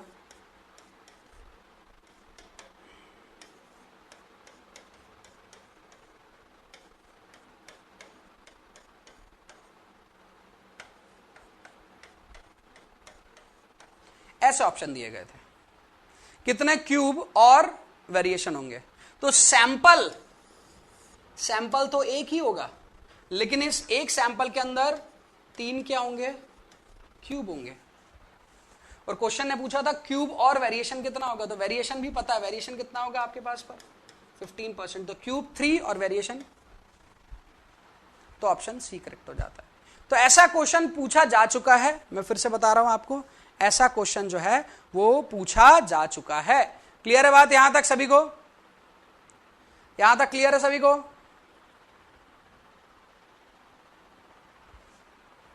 यहां तक क्लियर है? चलिए, यहां तक क्लियर है, आगे बढ़ते हैं। तो यहां से क्वेश्चंस आप लोग को पूछे जा सकते हैं। अब हम बढ़ते हैं थोड़े ऐसे टॉपिक की तरफ पर जो याद रखना पड़ेगा, जो दिमाग में ना, ऐसा बोल सकते हो आप, रटना पड़ेगा। सर रटे नहीं तो दिक्कत हो जाएगा, बिल्कुल ऐसा है टॉपिक जो अपन पढ़ने वाले हैं। समझदारी वाला टॉपिक है, सिंपल टॉपिक है, समझदारी वाला टॉपिक है, समझ में आना चाहिए। साइट पर भी आपको मजबूत करता है टॉपिक, लेकिन कंपटीशन एग्जाम में यहां से जो डेटा आते हैं वो डेटा में कोई भी फेरबदल नहीं होना चाहिए, नहीं तो आंसर आपका गलत रहेगा, मार्क्स नहीं मिलेगा और कंफ्यूजिंग क्वेश्चंस पड़े रहते हैं। चलिए, ये टॉपिक ऑलमोस्ट सभी एग्जाम में आता है, जो टॉपिक अपन पढ़ रहे हैं, that is durability of concrete. Durability of concrete, durability of concrete कहने का मतलब है कि क्या जो कॉन्क्रीट आपने लगाया है क्या वो ड्यूरेबल है भी या नहीं है। क्या जो आपने आरसीसी स्ट्रक्चर बनाया है क्या वो ड्यूरेबल है भी या नहीं है। क्या उसकी ड्यूरेबिलिटी टाइम के साथ कम हो रही है, क्या उसकी ड्यूरेबिलिटी टाइम के साथ बढ़ रही है। तो इन सभी के बारे में बात करो, और खासकर हम बात कर रहे हैं durability of concrete in RCC structure. RCC structure के अंदर बात करेंगे क्योंकि सब्जेक्ट ही आरसीसी है, कंक्रीट को अकेले को नहीं बचाना है, हम आरसीसी के अंदर पर बात कर रहे हैं। अब रेनफोर्स्ड सीमेंट कंक्रीट के अंदर पर यदि बात करते हैं तो खराब होने वाला जो चीज है, the material which is suppose to decay, जो खराब हो सकता है, दैट इज नॉट कॉन्क्रीट, वो कॉन्क्रीट नहीं है, दैट इज स्टील रेनफोर्समेंट। वो क्या है, स्टील या रेनफोर्समेंट है। तो इन सच केस, ऐसे केस में हमें क्या करना चाहिए, टू इंप्रूव ड्यूरेबिलिटी, ड्यूरेबिलिटी को बढ़ाने के लिए we have to always think about the exposure condition and to more thing. हमें सोचना चाहिए किसके बारे में, एक्सपोजर कंडीशन के बारे में, कि भाई ये जो मेरा स्ट्रक्चर है ये कहां पर जा रहा है, where is my structure is constructed, कहां पर बना है। यदि आपने स्ट्रक्चर को बनाया है समुद्री क्षेत्र के पास, समुद्री क्षेत्र के पास हवाएं चल रही है, नमी है उसके अंदर कंटिन्यूसली 24/7, सातों दिन, पूरे साल भर, 10 साल, जब तक बिल्डिंग है आसपास पर नमी का माहौल बना हुआ है, वो नमी धीरे धीरे धीरे धीरे धीरे अंदर जाएगी और रेनफोर्समेंट को पकड़ेगी और रेनफोर्समेंट को धीरे धीरे डिके करते चले जाएगी, कोरोजन होने लगेगा। तो हम चाहते हैं कि कंक्रीट के अंदर पानी अंदर ना घुसे, मतलब हम चाहते हैं कि इम्परमिएबिलिटी हो, परमिएबिलिटी ना हो। कंक्रीट आपका इम्परवियस लेयर बनाए, लेकिन as we all know concrete is not impervious. अब कंक्रीट इम्परवियस नहीं है तो सर क्या करें। सर मेरे पास एक अच्छा सा ख्याल है, बताओ भाई क्या है। सर मैं कंक्रीट स्ट्रक्चर बनाकर बिटुमिन को लेता हूं एक मशीन में, जैसे पेंट करते ना, तो बिटुमिन का पेंट मार देता हूं मैं। अच्छा उससे क्या होगा। सर बिटुमिन जो है वो इनसॉल्युबल इन वाटर है और बिटुमिन किसी भी सरफेस से तो स्टक कर जाएगा क्योंकि एडेसिव मटेरियल है। तो बाद में क्या होगा, जब नमी आएगी तो वो नमी क्या करेगी, वो बिटुमिन के थ्रू अंदर नहीं जा पाएगी। इसीलिए तो बिटुमिन को डैम प्रूफ कोर्स की तरह इस्तेमाल किया जाता। सही सोचा जिसने भी सोचा, लेकिन उससे गलती हो गई। उससे गलती क्या हो गई, उसने कभी भी खुशबू लिया है तो वो फॉग डीओ की लिया है, कभी बिटुमिन की नहीं लिया। बिटुमिन की खुशबू लो कैसी आती है? अरे भाई पेट्रोलियम बाय प्रोडक्ट है, किससे मिलता है? Fractional distillation of crude oil. और fractional distillation of crude oil से मिल रहा है आपको क्या? बिटुमिन। तो उसमें आपके खनिज पदार्थों की भी खुशबू आएगी, उसमें पेट्रोल डीजल जैसी खुशबू आएगी। अब आपके घर के अंदर पर ऐसा यदि आपने लेयर चढ़ा रखी है तो वो खुशबू देता रहेगा आपको, और आप कार्बन उसके साथ लेते रहेंगे लेते रहेंगे। यदि टेम्परेचर बढ़ा तो क्या होगा? टेम्परेचर बढ़ेगा तो क्या करेगा? उसके कार्बन कंपाउंड जो रहेंगे, ये कार्बन जो रहेंगे उसके, वो आपके पास पर अलग अलग होने की कोशिश करेंगे, क्योंकि आपके पास पर टेम्परेचर बढ़ने पर आपके मॉलिक्यूल जो हैं वो दूर जाएंगे, हो सकता है एयर के साथ मिल जाए और आपकी सांस के साथ वो अंदर चले जाए, और may be possible in future आपको कैंसर भी हो सकता है। देखो खुशबू तो अच्छी आ ही नहीं रही है, कैंसर अलग से हो जा रहा है ना? तो एक चीज के दो बेनिफिट, नाक भी खराब हो रही है और कैंसर भी हो रहा है, तो इसीलिए वो ऑप्शन सही नहीं है, सोचा सही, ऑप्शन सही नहीं है। तो क्या किया जाए सर ऐसे इन्वायरमेंट में कंक्रीट को कहो कि भैया तुम पर ही जिम्मेदारी है, तुम ही अपने आप को इम्परमेबल बनाओ। कैसे बनाओगे? कंक्रीट कहता है कि सर मेरी क्वालिटी बढ़ाओगे, मेरी ग्रेड बढ़ाओगे तो मैं इम्परमिएबल होना चालू हो जाऊंगा। M20 के कंपैरेटिवली M30 जो रहता है ज्यादा इम्परमिएबल होता है, M30 के कंपैरेटिवली M60 जो रहता है वो ज्यादा इम्परमिएबल होता है। अच्छा सर तो जहां 20 की जरूरत है वहां 60 लगा दूं क्या? अरे भैया पैसा क्यों वेस्ट कर रहे हो? ये तो सोचो कि जगह कैसी है। तो सर मुझे बताओ ना कैसी जगह, कौन सा कंक्रीट, तो वही चीज देखने वाले हैं। कैसी जगह होगी, कैसी कंडीशन होगी, तो वहां कौन सा ग्रेड का कंक्रीट लगाया जाएगा। यदि ये आपको पता रहेगा तो एग्जाम में एग्जाम्पल दिए जाएंगे और आपको पूछा जाएगा कंक्रीट कौन सा लगाएंगे। आ रही है बात समझ में? अभी तक की जितनी बातें मैंने आप लोगों से किया, क्या आपको समझ में आ रहा है या नहीं आ रहा है? बताइए।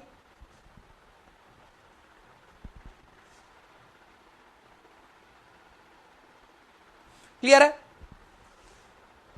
चलिए तो अब हम बात करते हैं किस बारे में? अब हम बात करते हैं ड्यूरेबिलिटी ऑफ कंक्रीट के बारे में। किसके बारे में? ड्यूरेबिलिटी ऑफ कंक्रीट के बारे में।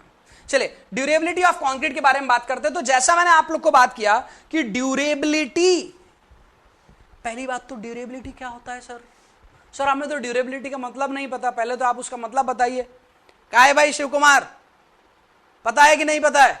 बताइए। ड्यूरेबिलिटी का मतलब क्या होता है? जब तक बिल्डिंग ना गिरे तब तक होता है ड्यूरेबिलिटी। यस और नो?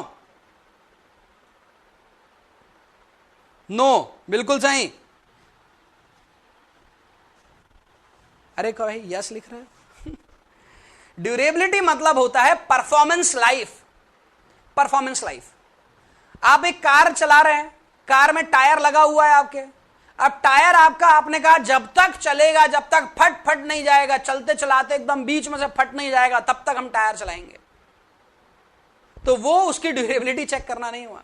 परफॉर्मेंस क्या है? परफॉर्मेंस टायर का काम क्या है? टायर आपको एक ग्रिप प्रोवाइड करता है रोड सरफेस से।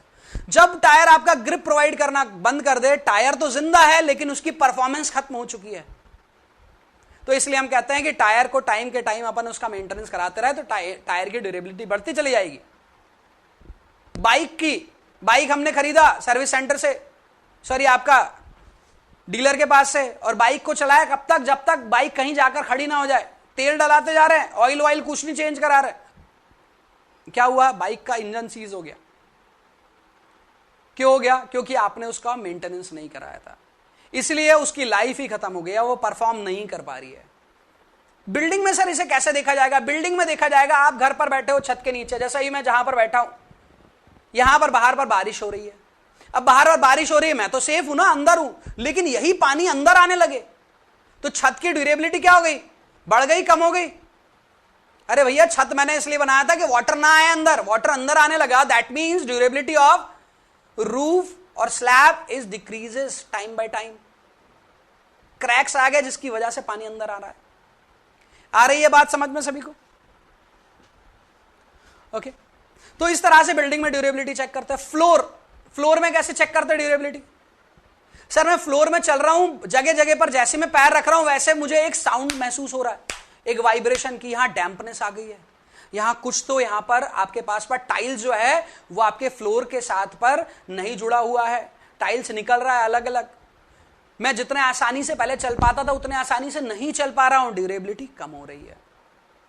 आ रही है बात समझ में? ओके,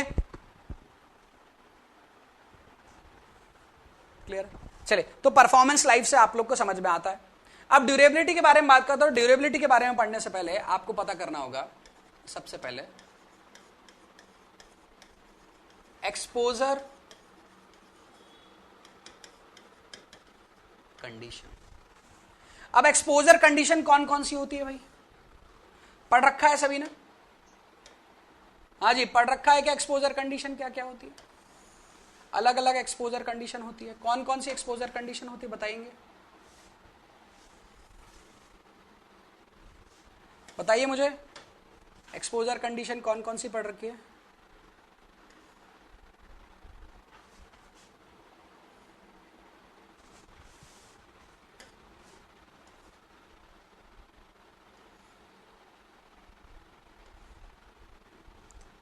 हाँ जी, कौन कौन सी एक्सपोजर कंडीशन पढ़ रखी है आपने? सबसे पहले मैं बात करता हूं, that is mild.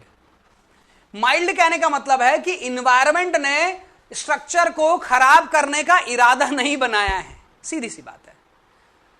Sir rainfall हो रही है, बहुत कम हो रही है, बहुत कम बारिश होती है जिस क्षेत्र में, हो नहीं रही है, होती है। 10 साल 15 साल 20 साल का रिकॉर्ड हमारे पास पर है। वो ये बोलता है इस एरिया में बारिश बहुत कम होती है। तो बारिश से स्ट्रक्चर के खराब होने के चांसेस है नहीं। Structure is protected from rainfall, structure rainfall से बचा हुआ है। लेकिन वहां पर बारिश होती है तेज, और हमें उस तेज बारिश से बचाना है। तो बारिश जो होती है थोड़ी मॉडरेट लेवल की होती है। ये हो गई बारिश के बारे में बात। और भी कुछ एग्जाम्पल है जो मैं आपको इसी के साथ बताऊंगा। बारिश बहुत तेज हो रही है जैसे मुंबई में होती है, और हम स्ट्रक्चर को बचा नहीं पाएंगे क्योंकि 24 घंटे होती है, साल भर होती है बारिश ऐसी। तो क्या करेंगे? 6 महीने 8 महीने बारिश होती है, तो क्या करेंगे? नहीं बचा पाएंगे। तो वैसी कंडीशन हो गई आपके पास पर सीवियर, जब आपके हाथ से बाजी निकलते जा रही है, सीवियर कंडीशन। बारिश का काम खत्म। बारिश या तो नहीं हो, या तो कम होगी, या तो बहुत ज्यादा होगी। बहुत ज्यादा हो रही है और स्ट्रक्चर को प्रोटेक्ट नहीं किया जा रहा है तो ये, बहुत कम हो रही है और स्ट्रक्चर को प्रोटेक्ट किया जा रहा है तो माइल्ड। नेक्स्ट आते हैं वेरी सीवियर। इनके एग्जाम्पल मैं अभी आपको साथ ही साथ लिखाऊंगा। और सबसे लास्ट आता है एक्सट्रीम। इनके अंदर के कौन से एग्जाम्पल है वो आपको बताता चले जाऊंगा। So these are the exposure condition. ये है आपके पास में 5 एक्सपोजर कंडीशन। क्लियर है? इन 5 एक्सपोजर कंडीशन के बेसिस पर हम स्ट्रक्चर की ड्यूरेबिलिटी को अचीव करेंगे। अलग अलग जगह, अब मेरी बात को ध्यान से सुनिएगा। आप इंजीनियर थे, कहां पर? मान लीजिए आप लखनऊ में इंजीनियर हैं, बढ़िया लखनऊ में काम चल रहा है, सब कुछ बढ़िया चल रहा है। आप इंजीनियर है, आप लखनऊ में घर बना रहे हैं, बढ़िया बना दिया। आपकी शादी हो गई। आपकी शादी होने के बाद आपके ससुर जी ने आपको कहा कि मुंबई में कंपनी हमने बात कर लिया, जाओ वहां जाकर जॉब करो, बढ़िया पगार मिलेगा। आपने कहा कि चलिए बढ़िया है। ससुर जी ने हमें यहाँ पर 20,000 में कर रहे थे, ससुर जी ने वहां 80,000 वाली कंपनी में करवा दिया, बढ़िया हम जाते हैं वहां पर।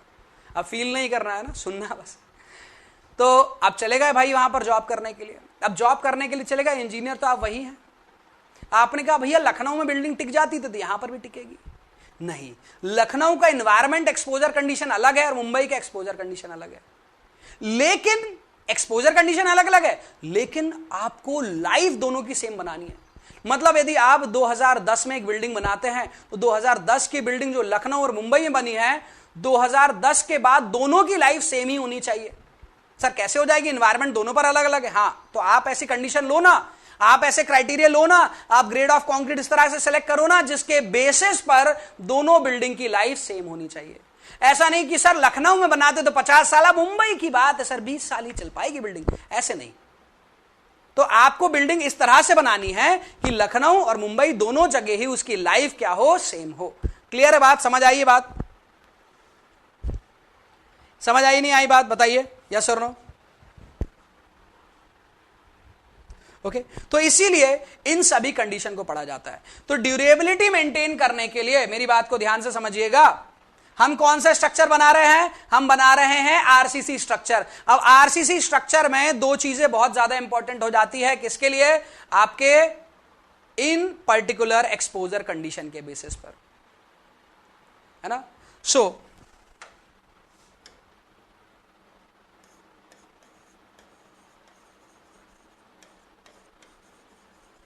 to maintain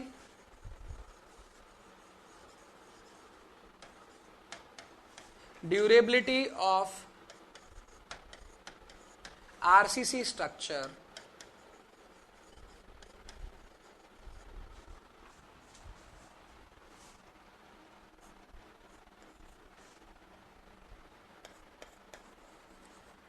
two basic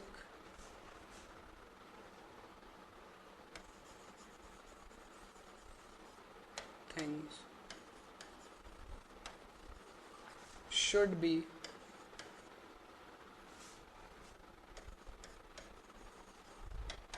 studied carefully. यदि आप स्ट्रक्चर की आरसीसी स्ट्रक्चर की ड्यूरेबिलिटी को मेंटेन करना चाहते हैं तो दो चीजों को आपको बड़े ही ध्यान से समझना होगा, पढ़ना होगा.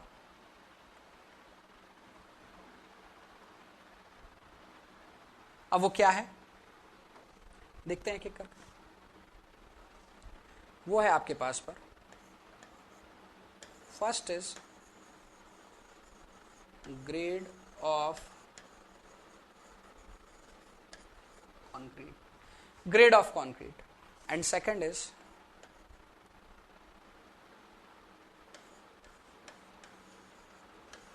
cover to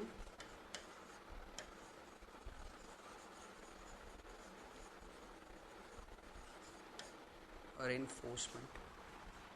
reinforcement के लिए कवर और ग्रेड ऑफ कंक्रीट, ये दोनों चीजें जो रहेगा आपका वो इन पर्टिकुलर एक्सपोजर कंडीशन के अंदर पर अलग अलग होगा. यदि सेम ही लाइफ चाहिए तो यहां पर आपके पास पर एनवायरमेंट हार्म नहीं पहुंचा रहा है तो यहां ग्रेड ऑफ कंक्रीट और कवर टू रेनफोर्समेंट कम रहेगा.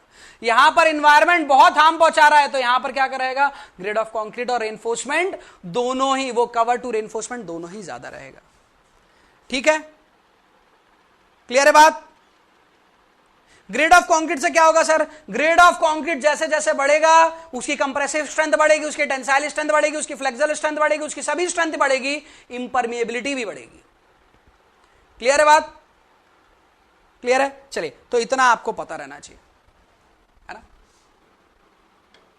तो यहां पर मैं बात करता हूं, इसी के लिए बात करता हूं. ग्रेड ऑफ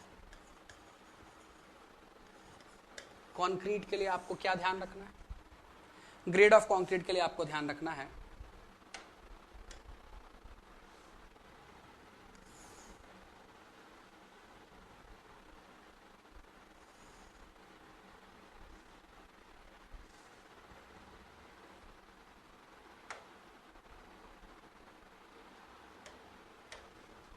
तो आपके पास पर है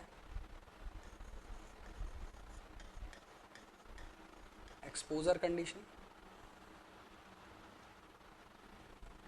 एक्सपोजर कंडीशन कौन सी है आपके पास पर, माइल्ड,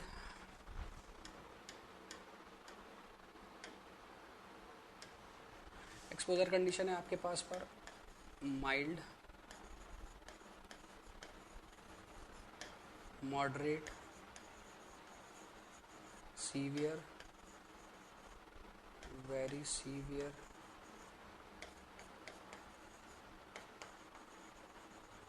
एक्सट्रीम.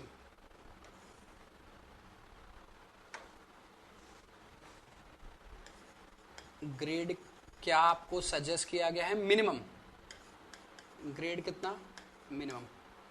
इतना डेटा आपको याद ही रखना है किसी भी तरह से. M20 सर एक ही याद रखना, बाकी याद नहीं रखना. हाँ, 20 + 5 करते चले जाओ, कितना हो जाएगा, 25, 30, 35,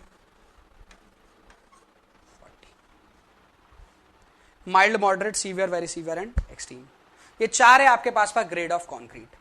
तो ग्रेड ऑफ कंक्रीट और रेनफोर्समेंट के कवर के बारे में हमने बात किया था ड्यूरेबिलिटी मेंटेन रखने के लिए. तो ड्यूरेबिलिटी मेंटेन रखने के लिए ग्रेड ऑफ कंक्रीट और कवर की जरूरत होती है. तो ग्रेड ऑफ कंक्रीट के बारे में पढ़ चुके हैं, लेकिन माइल्ड, मॉडरेट और बाकी एक्सपोजर कंडीशन के हिसाब से ये होगा.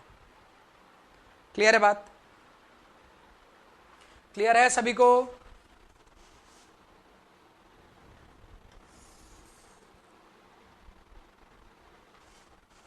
ठीक है, चलिए इसके बाद मैं बात करता हूं किसके बारे में, कवर टू रेनफोर्समेंट के बारे में। Cover to reinforcement. अब सबसे पहला चीज तो है कवर के बारे में पता चले। जब कवर के बारे में पता चलेगा तब अपन उसके बारे में उसकी वैल्यूज को याद रख सकते हैं। तो सबसे पहले अपन कवर के बारे में बात करते हैं। कवर का मैं अभी लेटेस्ट रिवीजन ही बता रहा हूं, अभी कैसे याद रखा जाता है उसी के बारे में बता रहा हूं।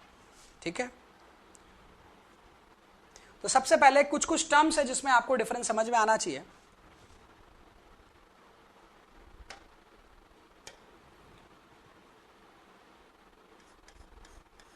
दैट इज क्लियर कवर बोले, नॉमिनल कवर बोले, या फिर मिनिमम कवर बोले, तीनों एक ही चीज होता है। नॉमिनल कवर, क्लियर कवर या मिनिमम कवर, तीनों के तीनों एक ही चीज होता है। क्या होता है इसका डेफिनेशन? IS 456/2000 क्या देता है?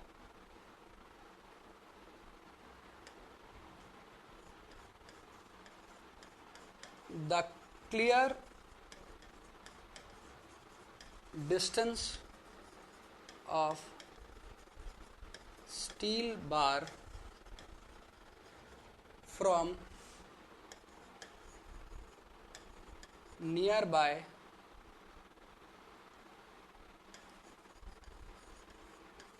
edge of section. The clear distance of steel bar from nearby edge of the section. कैसे? थोड़ा ध्यान से देखेंगे।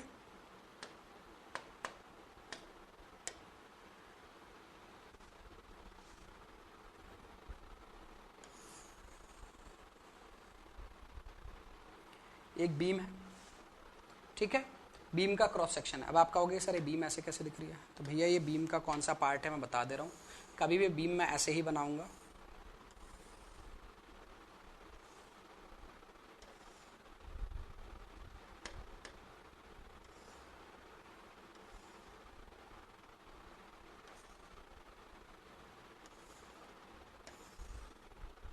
कभी बीम बनाऊंगा तो ऐसे ही बनाऊंगा।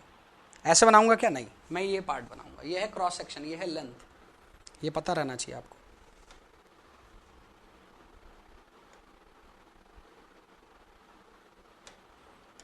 ये क्या है? दिस इज लेंथ, है ना? इसे क्या बोलते हैं? This is length of beam. This is इसे बोलते हैं, क्या बोलते हैं इसे? विड्थ। एंड इसे बोलते हैं क्या? डेप्थ। एंड ये क्या होता है भाई? This is what? This is which section? This is cross section. Clear है? तो मैं जब भी बताऊंगा क्रॉस सेक्शन के बारे में बताऊंगा, क्योंकि क्रॉस सेक्शन में ही रेनफोर्समेंट एक्चुअली दिख पाएगा। यदि रेनफोर्समेंट लगाओगे ना तो वो यहां से कुछ इस तरह से दिख पाएंगे, इस तरह से। तो इसलिए मैं हमेशा क्रॉस सेक्शन के बारे में बात करूं। ठीक है, ठीक है भैया। ऐसा तो नहीं सर क्या बना दे रहे हैं आप? अब ये नहीं कि लेंथ विड्थ और डेप्थ को आपने को याद रखना था, इसकी कोई जरूरत नहीं, ये याद रहेगा आपको, अभी इतनी बार बन जाएगा डायग्राम। चलिए, तो हम बात करते हैं बीम के बारे में। ये बीम का क्रॉस सेक्शन है, ठीक है। यहां पर आपने रेनफोर्समेंट लगाया है। चलिए मैं रेनफोर्समेंट को ही लगाता हूं पहले।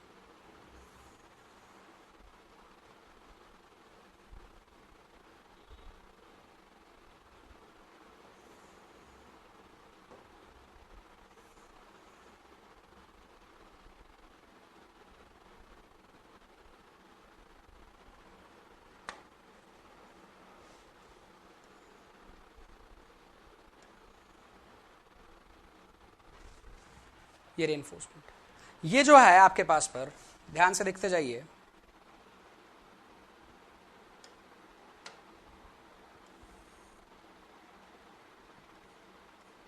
इसे क्या बोलते हैं? इसे बोलते हैं हम विड्थ ऑफ बीम। इसे मैं स्मॉल बी से डिनोट कर रहा हूं, स्मॉल बी से डिनोट कर रहा हूं, ठीक है। अब लगाते हैं हम रेनफोर्समेंट, मेन बार लगाते हैं।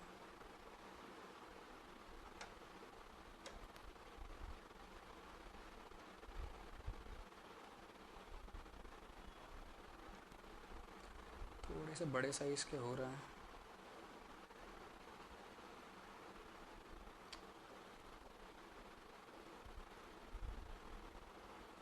इसकी जगह मैं ड्रॉ कर देता हूं।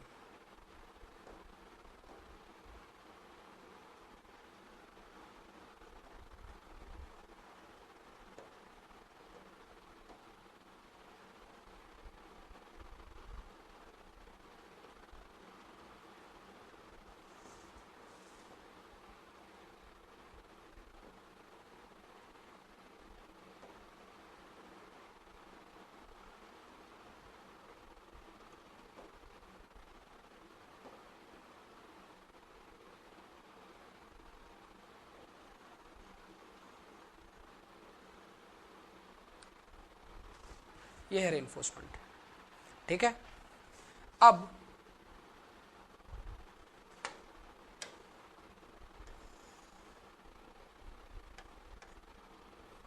ये है डेप्थ ऑफ बीम। क्या है ये? Depth of beam. इसे डिनोट किया जाता है कैपिटल डी से, इसे डिनोट किया जाता है कैपिटल डी से, ठीक है। ये है आपके पास पर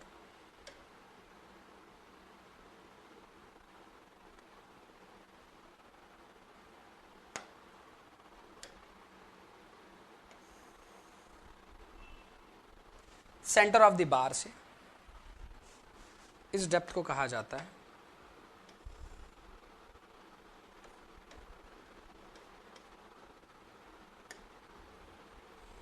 डेप्थ को डिनोट किया जाता है स्मॉल डी से, that is effective depth, okay. इसके नीचे वाला जो पार्ट है इसको बोला जाता है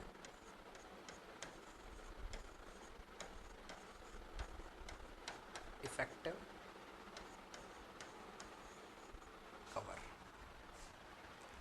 क्यों बोला जाता है इफेक्टिव कवर अभी बताऊंगा, लेकिन क्लियर कवर को ध्यान से देखना है। क्लियर कवर किस पार्ट को बोला जाता है?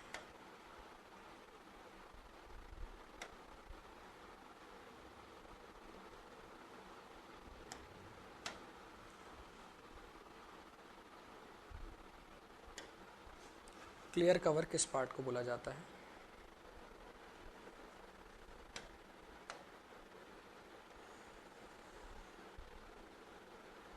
ये रेनफोर्समेंट के बॉटम से, ये जो रेनफोर्समेंट लगा है इसके बॉटम से, ये जो पूरा पार्ट है,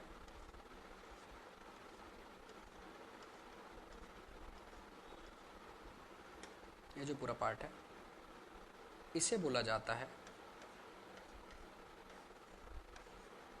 क्या बोला जाता है इसे?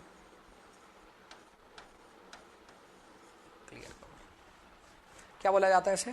Clear cover. This part is clear cover. Definition क्या है? डेफिनेशन को देखो। डेफिनेशन क्या था? Clear distance of steel bar from the near edge of the section. ये जो रेनफोर्समेंट था जिसको मैं येलो कलर से डार्क कर रहा हूं, थोड़ा सा देखिएगा,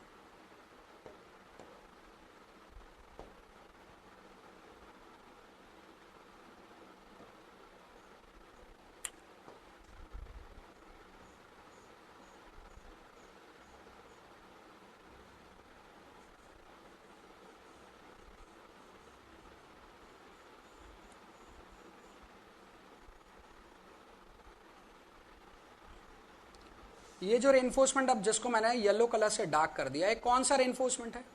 इसे हम शियर रेनफोर्समेंट या स्टीरअप्स भी बोलते हैं।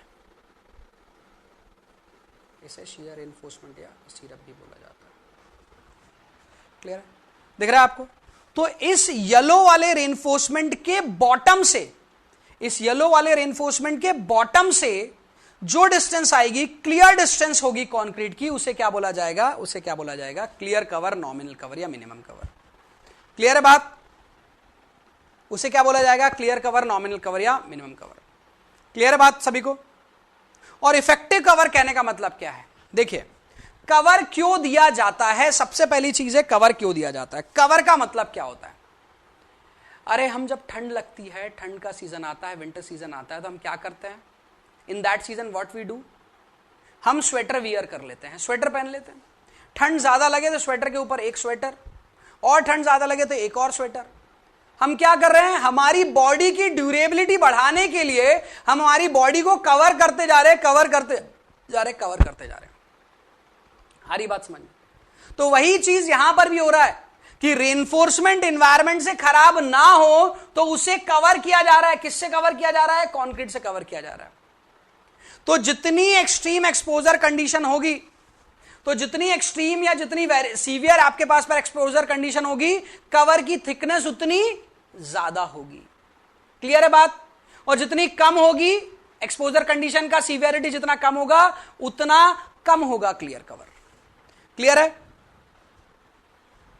चलिए, तो मुझे लगता है कि क्लियर कवर आपको समझ में आया होगा। अब इफेक्टिव कवर कहने का मतलब है इस क्लियर कवर का इफेक्ट कहां तक होना चाहिए। क्लियर कवर बनाया गया है रेनफोर्समेंट को प्रोटेक्ट करने के लिए। रेनफोर्समेंट के किस पार्ट को? रेनफोर्समेंट अपना मैक्सिमम रेजिस्टेंस करेगा अपनी सीजी से। यदि वो मैक्सिमम रेजिस्टेंस अपने सीजी पार्ट से करने वाला है, फिर से बोल रहा हूं, यदि एक आपके पास पर रेनफोर्समेंट मैक्सिमम रेजिस्टेंस ऑफर कर रहा है अपनी सीजी से, यदि वो अपनी सीजी से मैक्सिमम रेजिस्टेंस ऑफर कर रहा है, तो सीजी तक कितना कवर पहुंच गया है? रेनफोर्समेंट की सरफेस खराब हो जाए चल जाएगा, लेकिन उसकी सीजी तक का पार्ट खराब नहीं होना चाहिए। तो सेंटर तक का पार्ट, सीजी तक का पार्ट खराब ना हो, सेंट्रॉइड तक का पार्ट खराब ना हो, तो वहां तक कितना इफेक्ट है कवर का, उसी को बोला जाता है effective cover. Effect of cover to the centroid of the bar is known as effective cover. तो दिस इज इफेक्टिव कवर। और उसके ऊपर जो डेप्थ बच जाती है वो इफेक्टिव डेप्थ बच जाती है। वो उतनी डेप्थ है जिसके अंदर रेजिस्टेंस देखा जाएगा against loading, against movement. Clear है? तो यहां पर जो टर्म्स लिखे हैं उन टर्म्स का मैं मतलब लिख देता हूं। यहां पर बी जो है वो क्या बता रहा है? वो बता रहा है width of beam. Capital D क्या बता रहा है? वो बता रहा है overall depth of beam. Small D जो है वो बता रहा है क्या? Effective depth of beam. Clear है? बी, कैपिटल डी और स्मॉल डी, ये तीनों टर्म आपको पता रहने चाहिए। आगे तक, लास्ट तक काम आएगा। जिस दिन सब्जेक्ट खत्म होगा ना, तब तक काम आएगा। तो इसलिए इन सब चीजों के बारे में आपको पता रहना चाहिए। क्लियर है? अब बात करेंगे इफेक्टिव कवर। इफेक्टिव कवर के अंदर कवर तो है ही है, ध्यान से देखिए। इफेक्टिव कवर के अंदर क्लियर कवर तो है ही है, प्लस आपके साथ पर है स्टीरअप्स और half of the main bar. Plus stirrup और half of the main bar भी है, मतलब इतना पार्ट भी है आपके।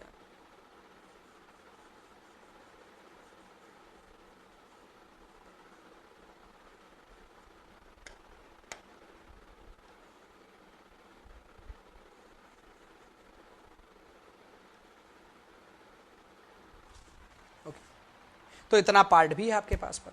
तो इसके लिए जो रेड कलर से मैंने मार्क किया है, तो इसे इफेक्टिव कवर को पता करने के लिए इफेक्टिव कवर कितना हो जाएगा भाई? कितना हो जाएगा इफेक्टिव कवर बताएंगे?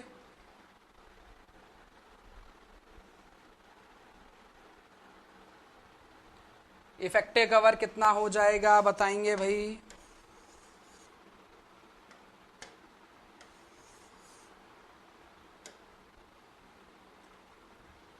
हाँ जी, लिख सकते हैं, लिख सकते हैं।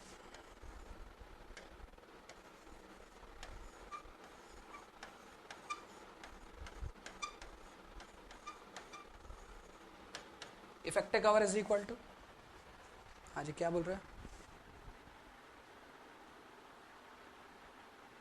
7 बजे से भाई बाकी लोगों से ये पूछा करो। इफेक्टिव कवर कितना हो जाएगा? क्लियर कवर, क्योंकि क्लियर कवर तो उसी के अंदर है, क्लियर कवर प्लस स्टीरप्स का पूरा डाया, ये डायमीटर का सिंबल किसका, स्टीरप्स पर, प्लस मेन बार का कितना डाया, मेन बार का, इसे बोला जाता है मेन बार। मेन बार का डाया कितना हो जाएगा, मेन बार का डाया हो जाएगा हाफ।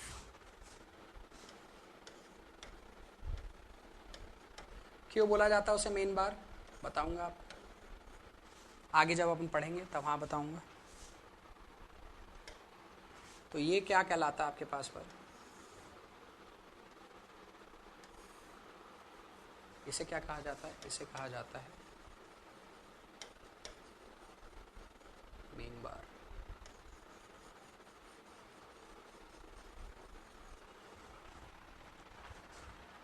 ओके, तो this is effective cover. Effective cover क्या याद रखा जा सकता है, नहीं सर, हमेशा सरिया चेंज होगा, डाया चेंज होगी तो इफेक्टिव कवर चेंज होगा। क्या याद रखा जा सकता है, क्लियर कवर। तो क्लियर कवर के डेटा मैं आप लोग को दे रहा हूं, क्लियर कवर के डेटा आपको याद रखने होंगे, क्लियर कवर के डेटा ही आपसे पूछे भी जाएंगे। क्लियर है, तो इतना आप लोग को पार्ट समझ में आना चाहिए। क्लियर है, इतना पार्ट आपको समझ में आना चाहिए। चलिए, तो अब मैं बात करता हूं क्लियर कवर के बारे में, एकदम ध्यान से समझना है। आप लोगों को मैंने mild, moderate, severe, very severe, ये सभी एक्सपोजर कंडीशन बताया, ठीक है। अब इन्हीं सीवियर एक्सपोजर कंडीशन के बेसिस पर हम बात करेंगे, इन्हीं सीवियर एक्सपोजर कंडीशन या इन्हीं एक्सपोजर कंडीशन के बेसिस पर हम कवर की बात करते हैं।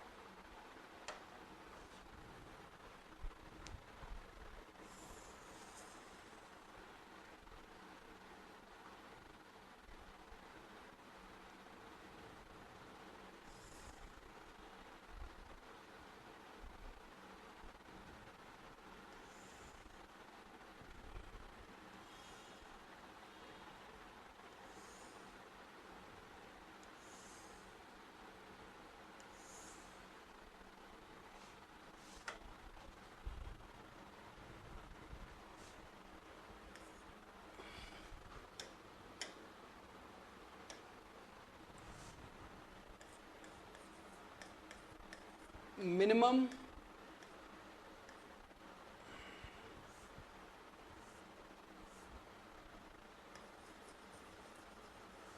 Clear cover of RCC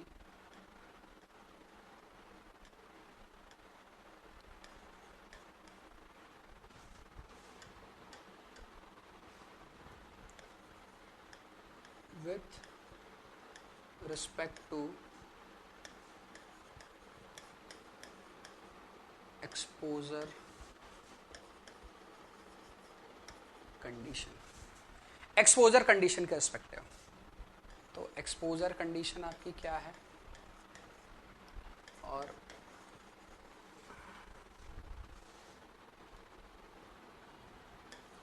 cover, minimum cover या क्लियर कवर क्या है। एक्सपोजर कंडीशन क्या है आपके पास पर, mild,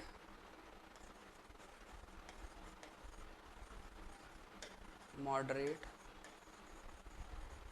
severe, very severe,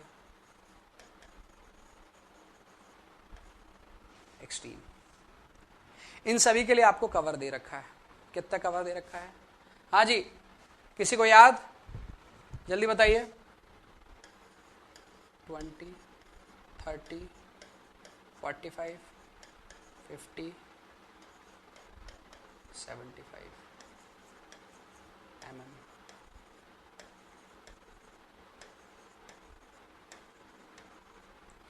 sir ये बीम का है, स्लैब का है, कॉलम का है, फुटिंग का है, किसका है, किसी का नहीं है, लेकिन है सभी का। जब भी mild, moderate, severe, very severe, extreme exposure condition होगी तब आपको कवर कुछ नहीं पता तो आप ये बता सकते हैं।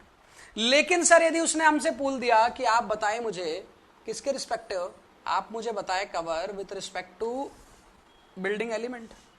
बिल्डिंग एलिमेंट उसने बोल दिया, बिल्डिंग एलिमेंट के बेसिस पर बताना है, तो यहां पर बताता हूं मैं आपको बिल्डिंग एलिमेंट के बेसिस पर।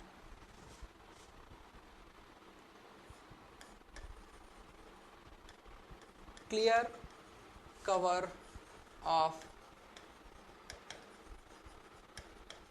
building element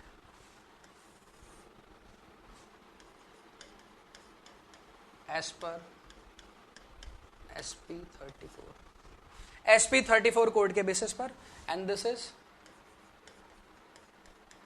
as per IS 456 sir वो भी याद रखना पड़ेगा क्या? अरे इसी कोड का सप्लीमेंट्री कोड है, इस कोड के अकॉर्डिंग जो बिल्डिंग डिजाइन कर रहे हो उसका रेनफोर्समेंट कैसे लगाओगे वो इस कोड में दिया है SP34 में। तो SP34 के अकॉर्डिंग जो डेटा दे रखा है वो बता रहा हूं आपको। Okay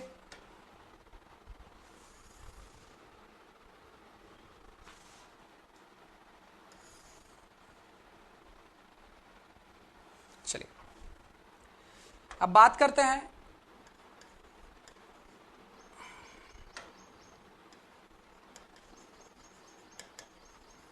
building element. बिल्डिंग के एलिमेंट के बारे में बात करते हैं, कौन कौन सा। सबसे पहले हम बात करते हैं स्लैब, फिर बीम, फिर कॉलम, फिर फुटिंग। ओके, इन चारों मेंबर के लिए क्या कवर दे रखा है, लेकिन ये कवर भी किसके रिस्पेक्टिव होना चाहिए? कवर तो दिया जाता है with respect to exposure condition, cover दिया जाता है with respect to exposure condition, दिया जाता है ना भाई? हाँ सर दिया जाता है with respect to exposure condition. तो एक्सपोजर कंडीशन के बेसिस पर बात करें तो एक्सपोजर कंडीशन है आपके पास पर कौन कौन सी? माइल्ड एंड मॉडरेट को एक ही में रखा गया है। फिर उसके बाद मॉडरेट के बाद कौन सी आती है सर? सीवियर आती है। फिर क्या आता है सर? फिर वेरी सीवियर आता है। फिर क्या आता है भाई? फिर आता है एक्सट्रीम। ठीक है, अब इनको याद रखना है, स्लैब, बीम, कॉलम, फुटिंग, इन सभी को याद रखना है। एक एक कर बता रहा हूं डेटा। 20 सब mm में है, इसके ऊपर एक स्टार लगा रहा हूं, क्या है उसका मतलब बताऊंगा। Beam 25 mm, column 40 mm, footing 50 mm। Sir अब यहां के हिसाब से तो 25 mm दिया ही नहीं है और यहां के हिसाब से तो 25 mm है। अरे जब कुछ भी नहीं बताया ना, बिल्डिंग एलिमेंट के बारे में कुछ भी नहीं बताया ना, बोल रहा बीम, स्लैब, फुटिंग, कॉलम, ऐसा कुछ नहीं बोल रहा है, बस वो बोल रहा माइल्ड एक्सपोजर कंडीशन में कितना कवर होगा तो ये बता देना। बोला एक्सट्रीम में कितना तो बताना 75 होगा। बोला किसी और में तो बताना यहां से। लेकिन वो बोलता बीम, कॉलम, स्लैब, फुटिंग में किसी एक चीज का नाम ले लेता है, टेंशन मेंबर, कंप्रेशन मेंबर, ऐसा कुछ बोल देता है, तो फिर यहां से कवर बताना। क्लियर है बात? यही कंफ्यूजन होता है और यही से आंसर चेंज हो जाते हैं। क्लियर है बात?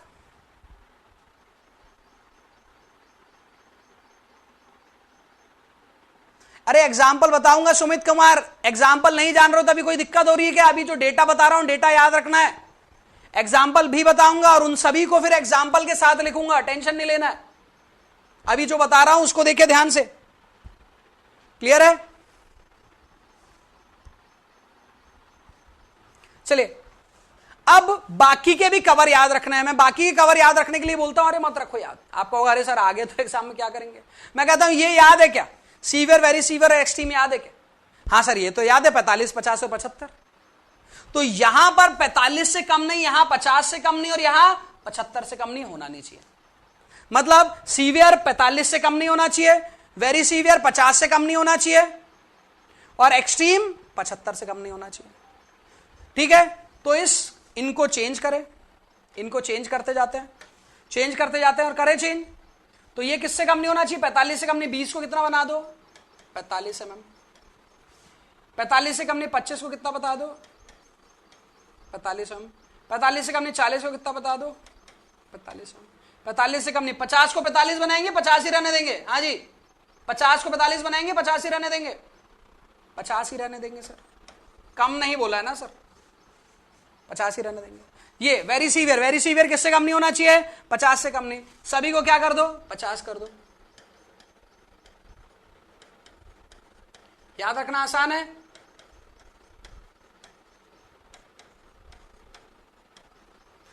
एक्सट्रीम, एक्सट्रीम के लिए कितना है 75 मिनिमम कवर, तो सभी को 75 रख दो, 75 रख दो सभी।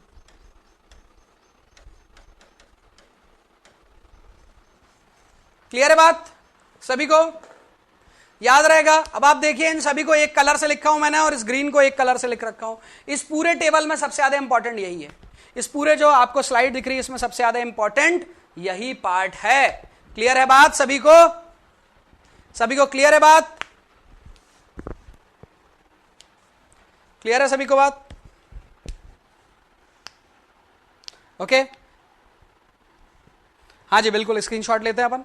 तो मुझे लगता है कि ये वाला पार्ट समझ में आया होगा आपको सभी को। कल इसी के आगे मैं आप लोग को बताऊंगा, जो आप में से कुछ लोग बोल रहे थे कि सर हमें वो बताना है, आपको एग्जाम्पल्स बताएंगे, तो हाँ एग्जाम्पल्स बताऊंगा। तो चलिए सबसे पहले स्लाइड का पार्ट स्टार्ट करते हैं।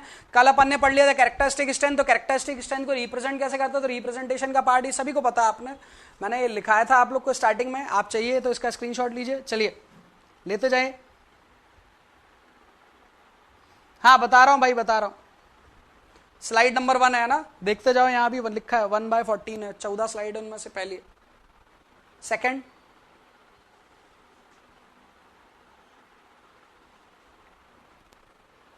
थर्ड,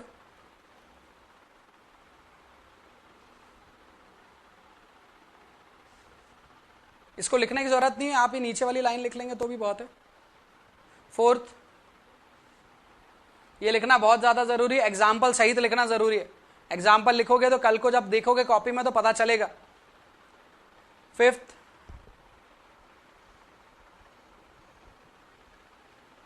सिक्स्थ,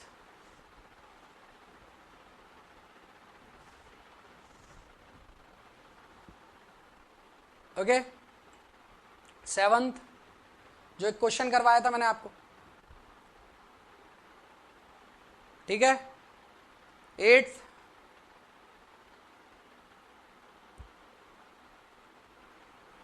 नाइन्थ,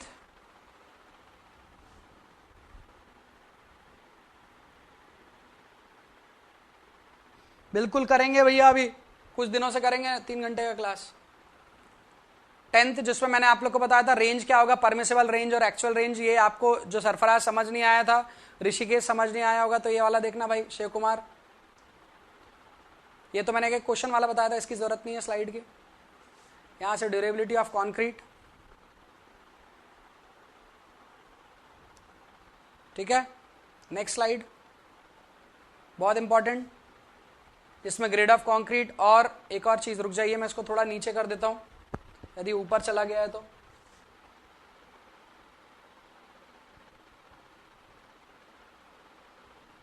अभी क्लियर है, अब ले लीजिए स्क्रीनशॉट।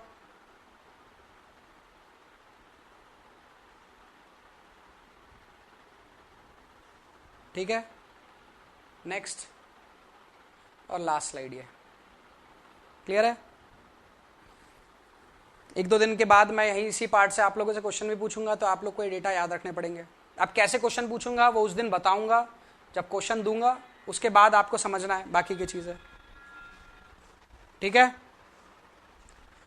चलिए तो आज की क्लास को यहां पर खत्म करते हैं, कल मिलेंगे सेम टाइम पर और आगे का पार्ट जानेंगे। कल देखेंगे अपन stress strain relationship of concrete और ग्रेड ऑफ कंक्रीट, अलग अलग, सॉरी टेस्ट ऑफ कंक्रीट। तो टेस्ट कौन कौन से करते हैं जिससे अलग अलग स्ट्रेंथ पता चलती है, ठीक है। कल मिलते हैं, take care and be safe.